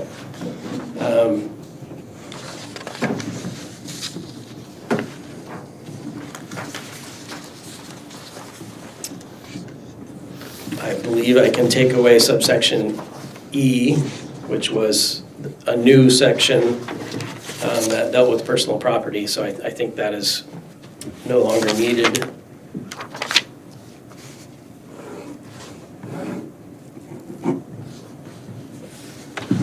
And I think that's probably it. We deal with the personal property in our camping ordinance, correct? Sure, yeah. Within the context of camping, yes. Yeah, okay. Yeah. Yeah, okay, thank you. Council, did Ross correctly capture what you're looking at? I think so. Okay, so then the question is, do you want this on the docket for 2 weeks from now for the regular council meeting? Yes. Yes. Yes, I think we Okay. should wrap this up with the existing council. If you can bring that to us through Manager Amber for the December regular council meeting, that would be wonderful. Yeah, thank you for this discussion. It's been helpful for me. Thank you for being here Thank you. tonight. Thank you, Ron. And I asked Ross if he would stay for our last item tonight as well, which is the interim city council candidate. So give me just a moment here.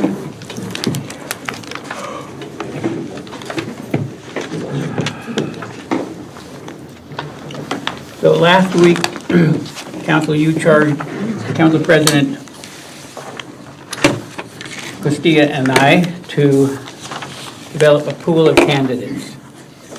And Council Castilla and I kept in contact all last week and did a lot of legwork, and we have a pool before you of 7 as of this evening. There may be more that come in, but this is the 7 we have. So, and I believe they're in an order. Let's see if you have the same order that Caitlin and I talked about. Number 1 would be from Rick Ingham. Number 2 would be David Klein. I'll give you a second to get that out. Number 2 would be David Klein. Number 3 would be Christina Castro. Number 4 would be Spencer Nebel. Is that pronounced right? Nebel. Number 5 would be Brooke Standifer. Number 6 would be Dale Shattuck. Number 7 would be Jessica Bowser. So those are the 7. So, yes. I just wanted to remind you that Mr. Klein is in the audience, and so we wanted to make sure you're all okay with him being here. Okay, so David Klein is here with us tonight. So I'll leave you if you'd like me to. Well, let me just announce, so I responded back to all the applicants and let them know that tonight was not an opportunity for any of them to speak or present. That if they wanted to be in the audience, they could, but we weren't going to engage with them in any way tonight. We were simply going to be reviewing and giving direction for the next step. So, council, are you comfortable, yes or no, with David Klein remaining in the room while we have this conversation? Yep, I'm fine. Okay, we're fine. So I would like to suggest a way to proceed tonight. Remember that we set a hard deadline of December 6th to have an interim under contract. So I'd like to suggest a way to proceed tonight, and then if this sounds terrible, you've got some other ideas, let me know. I would like to go around first and just have each of you give your top 2 candidates. And have Michelle, if you could, tabulate those for us.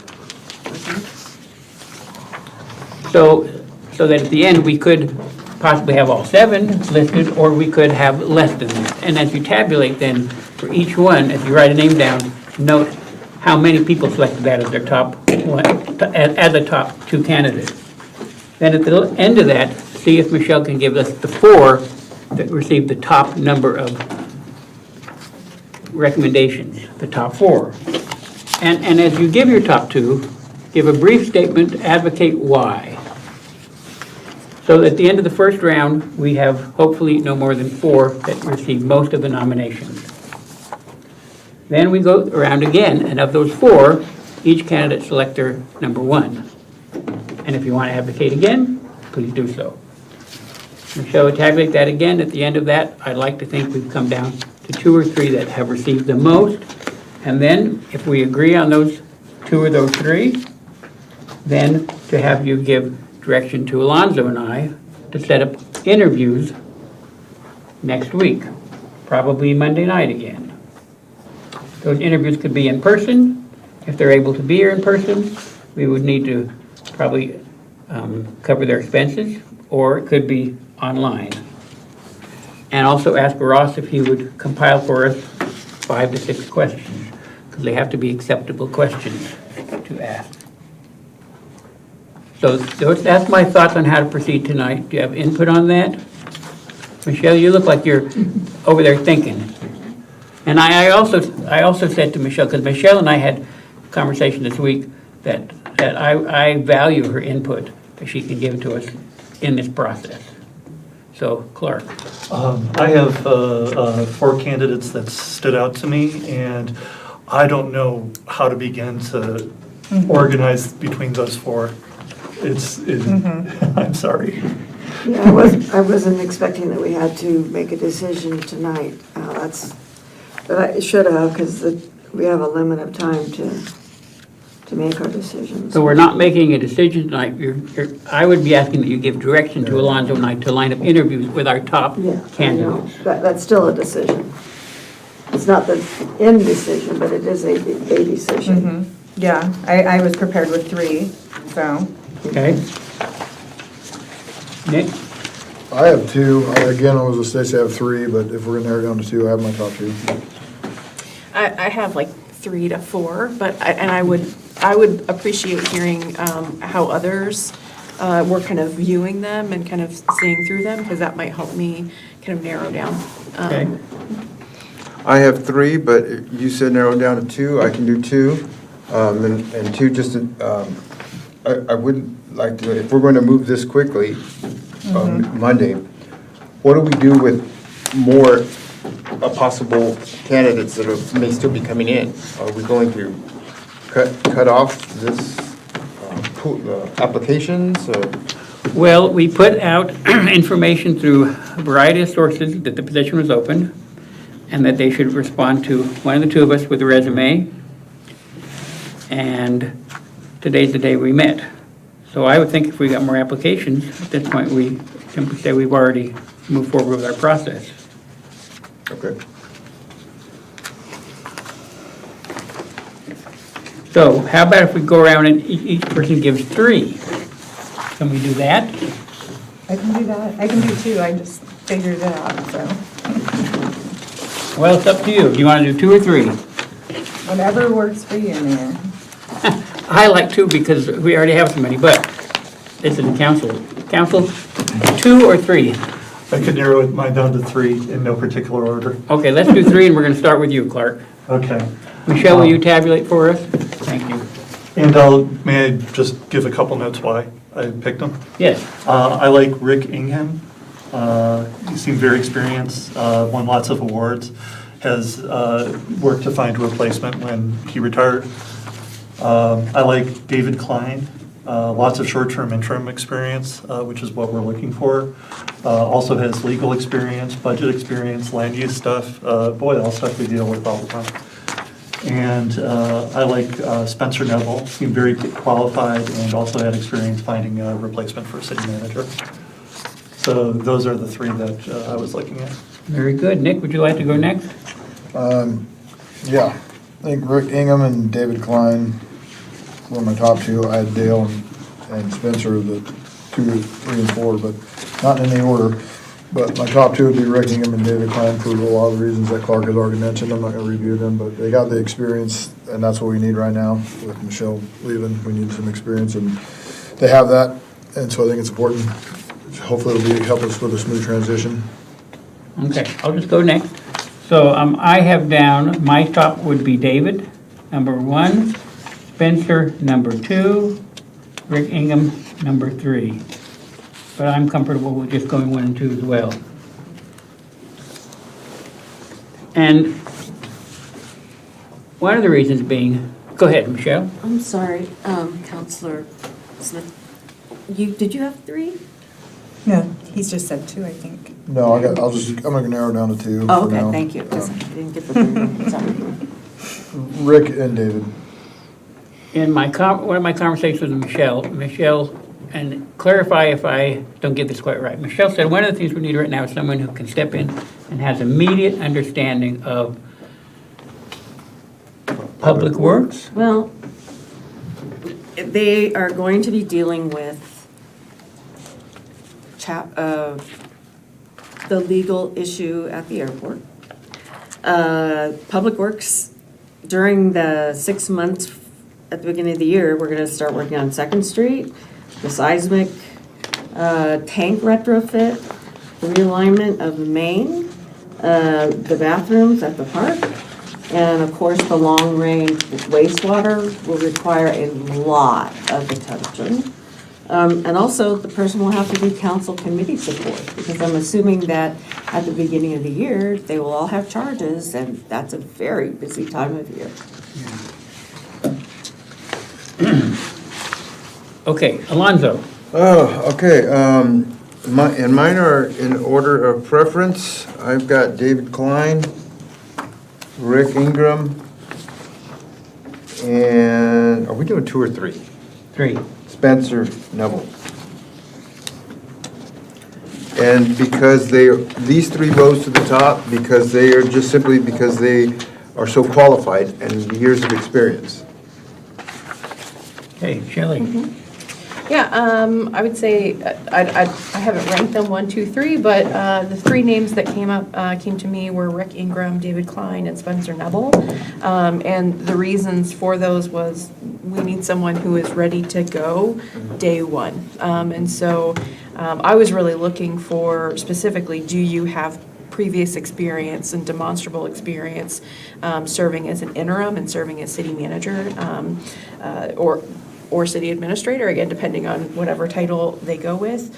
But do you have that? And then the other piece that I was looking for was how long-term have they been in those positions? So has it been a series of interim positions, which I think has value, but I think as we look at kind of where we want to go, I want to make sure that we have someone who's experienced. Thank you.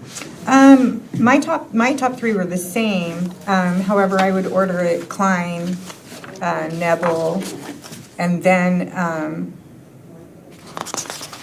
Ingham. And the only reason I put Ingham in that is because of the extended vacation that he's taking during a very critical time of year for us.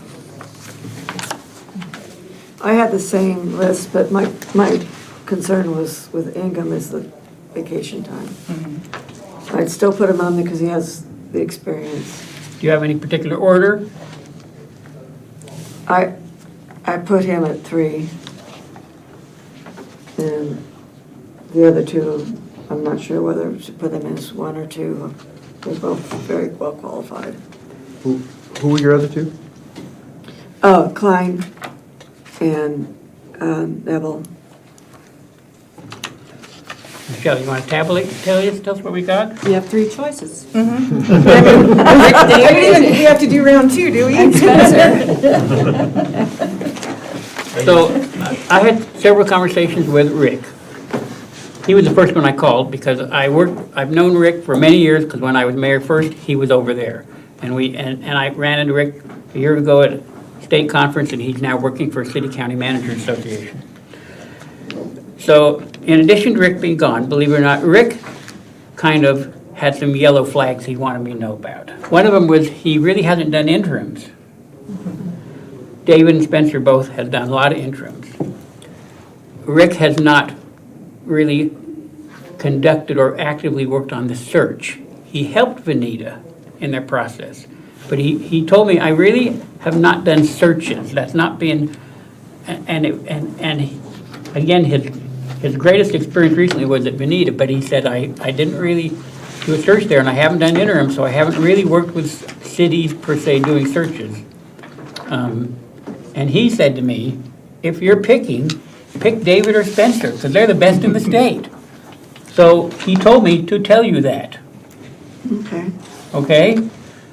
So as much as I like Rick, he kind of encouraged me to think about Spencer and David, because he said, they're the best in the state. If you can get them, man, that's what he said to me, pretty much verbatim. So I just wanted to put that out there. So with that in mind, we have 3 or we have 2. Stacy? Is there any consideration to cost? Like who of these people actually live near us? That kind of thing, are we paying for transportation? Are we paying for lodging? I think all of these kinds of things need to be addressed too when we do interviews and further discussion. So we do have included in the packet a proposal from David Klein. I saw that. And Spencer. Did you get the one from Spencer? It came via email today. Maybe not that. Okay, so we had some email issues over the weekend. It wasn't our city, it was Microsoft itself. It was down. So, no, I'm sorry. It was not Spencer. It was Mr. Dale. Yes, it was Dale. I apologize for that. Spencer did not. Oh, that one is in the packet, the Dell one, sorry. Yes, okay. Yes, so Spencer did not. So that certainly was something we can ask. And my guess is Spencer could have something for us rather quickly. And then you would have that information along with David's information at the time that we do our interviews. So with that in mind, we have 3 counselors. Do you want to go with 3? Do you want to go with 2? Let's just, we'll go around. Norma? I'd go with the 2. Yeah. I go with the 2. I'm fine with 2. 2. I'm good with the 2. I mean, I think if he shared, Right. I recommend going with one of these 2, then let's hear his wisdom. He took himself out of the running. I don't know what to say. Yeah, the 2's fine. I told him, if the council all wants you, your top 2 choice, we're going to go with you. So, but he did point me in that direction. He has a month-long vacation. Well, he lost a loved one this last year I'm and sorry put to hear off that. any travels and made a hard and fast commitment they were going in January, and he said, I'm going. So I said, go. So with that in mind, would you like to give direction to Alonzo and I to line up interviews with David and Spencer for next week, and can we do another Monday night? And it would be a special meeting of the council to interview, and I would recommend select, because if we select them next Monday, then it gives us a few days to get that contract figured out. And then we've met our deadline of December 6th.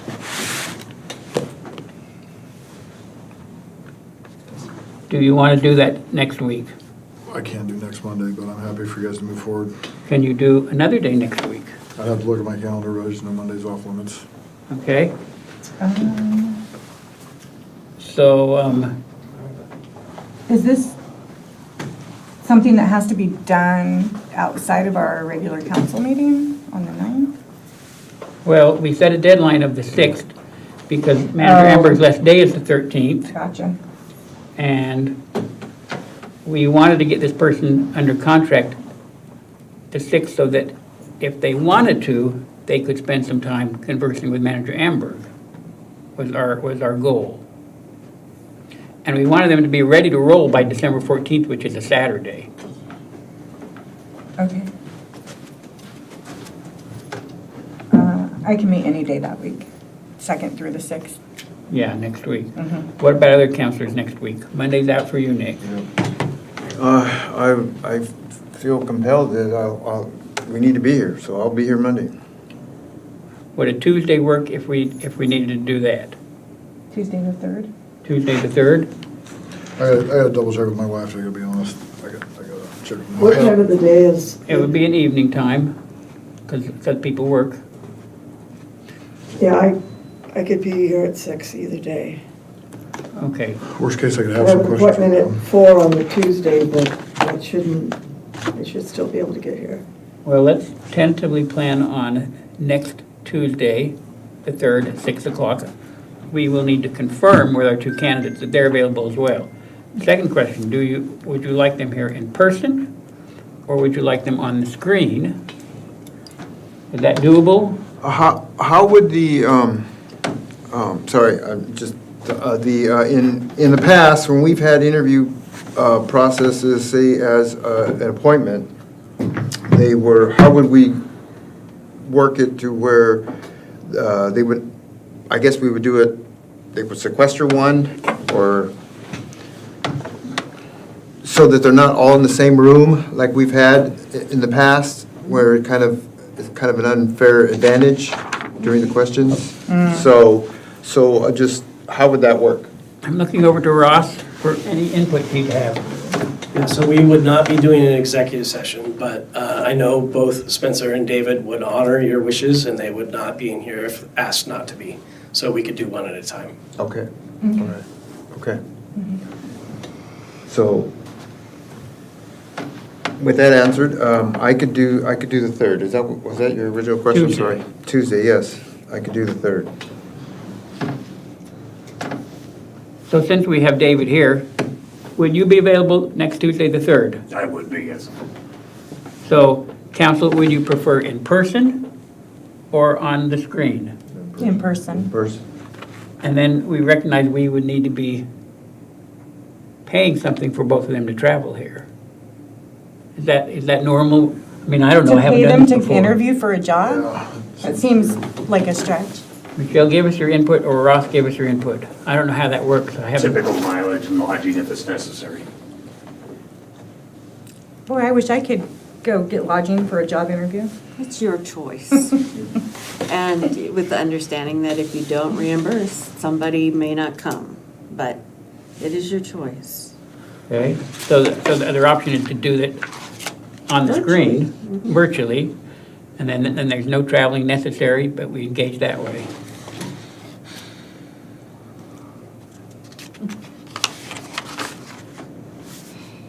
I think if we're asking someone to come be here in person, then I think paying for travel expenses is very reasonable.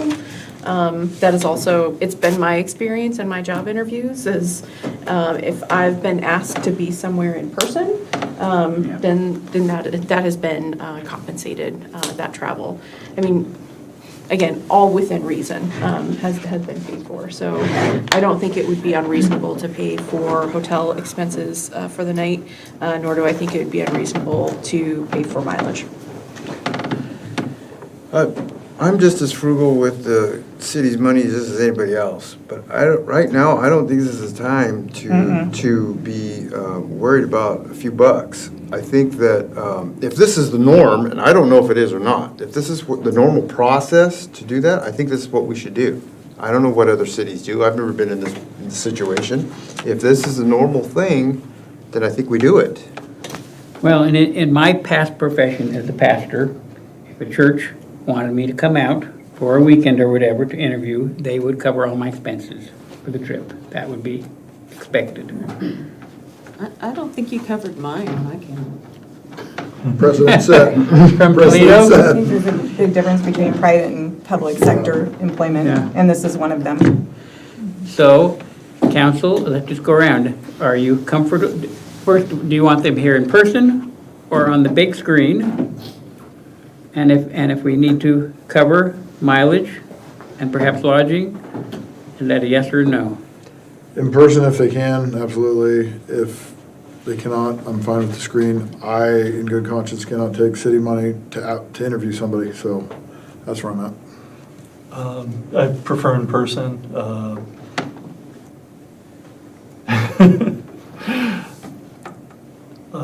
I mean, Zoom is fine, or whatever. Either one would work for me.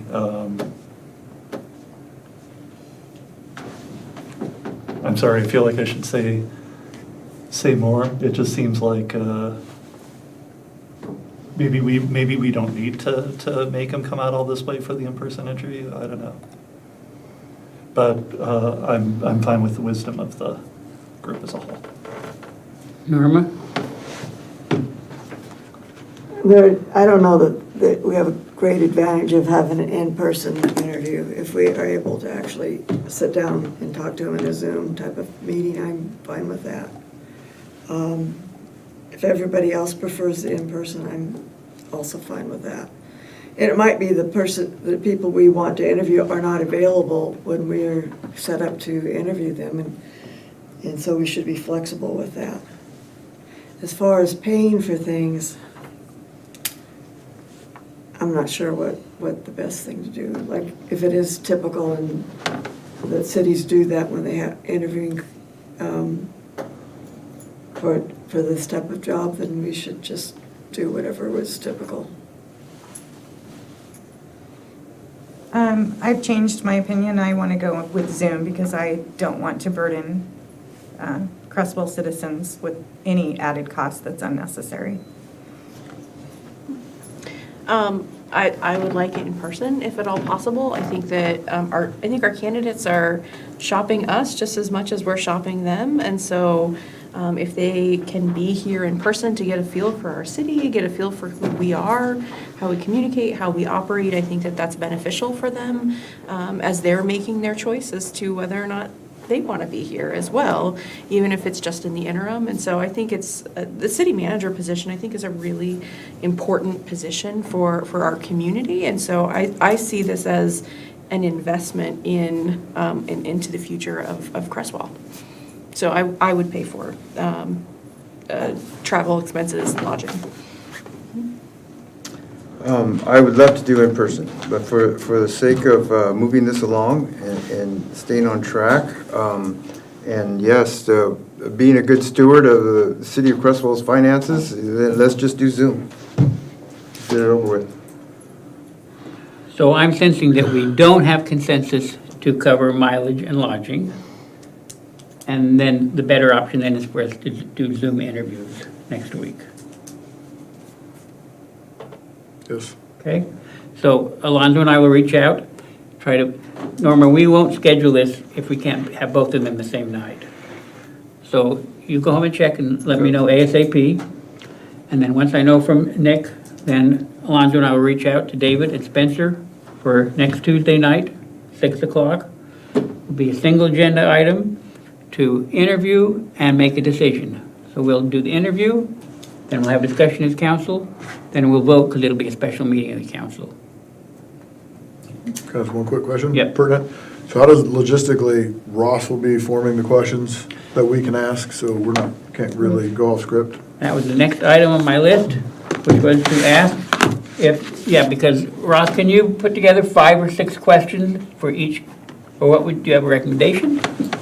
Yeah, I can absolutely do that. But I can give you some guidelines. Sometimes it's nice in a larger process.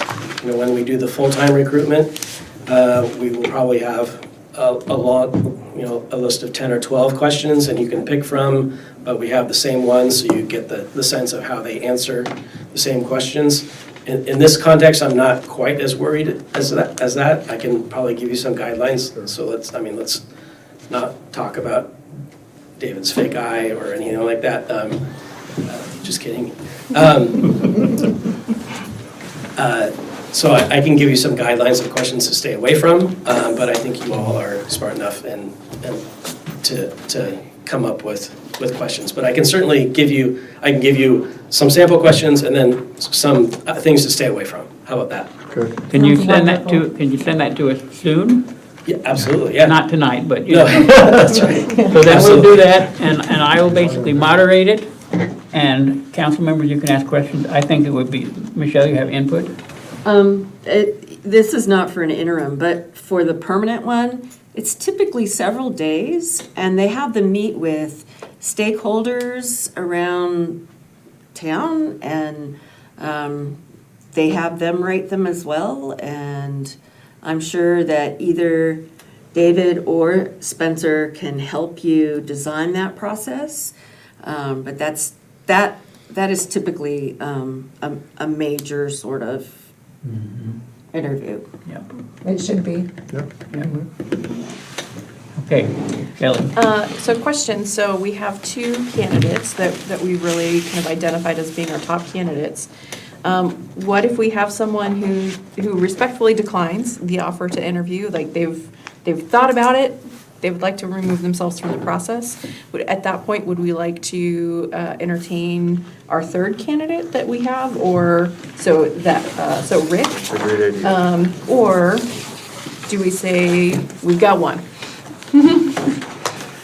Well, let's go around. If either say no, they'd rather not. So far, both have indicated yes, that they're on board with interviewing with us. If one of them says no, council, do you want to have us reach out then to Rick so we have a second candidate? Yes. Yes. Yeah, I'm good. Yes. Yes. I've got a question. Would this be like before the interview or like after the interview? No, if in the next day, Next day. because tomorrow I'll be contacting, if either one says no, then we want to say to Rick, we'd like you to be our second candidate. Yes, thanks for the clarification. Thank you. Sure. Okay. So, tomorrow, I will reach out to all 7. I told all 7 I'd reach out to them tomorrow and let them know where we were going. And so I'll expect to hear back from you. Then we will confirm the time. And Jim will help me figure out, or we'll communicate so that the candidates know how to log in, right? Yeah, we'll get them connected Okay. via email. Okay. Has either one of the candidates give you the impression that they want to be long-term, or is this strictly for interim? No, this is strictly interim, both of them. Strictly interim. Yeah, and this is also, and the interim will not be eligible to apply for the full-time job. Okay, so I did not know Yes, that. yeah, That was a yeah, question. and that was some sound advice that's in here that I think was pretty smart. Yeah. Okay, Michelle. I just want to say you two that the two people that you've selected are really great. And you guys will have a hard choice, but either one will be fantastic, so. Thank you very much. Okay, I believe that with that, we are adjourned.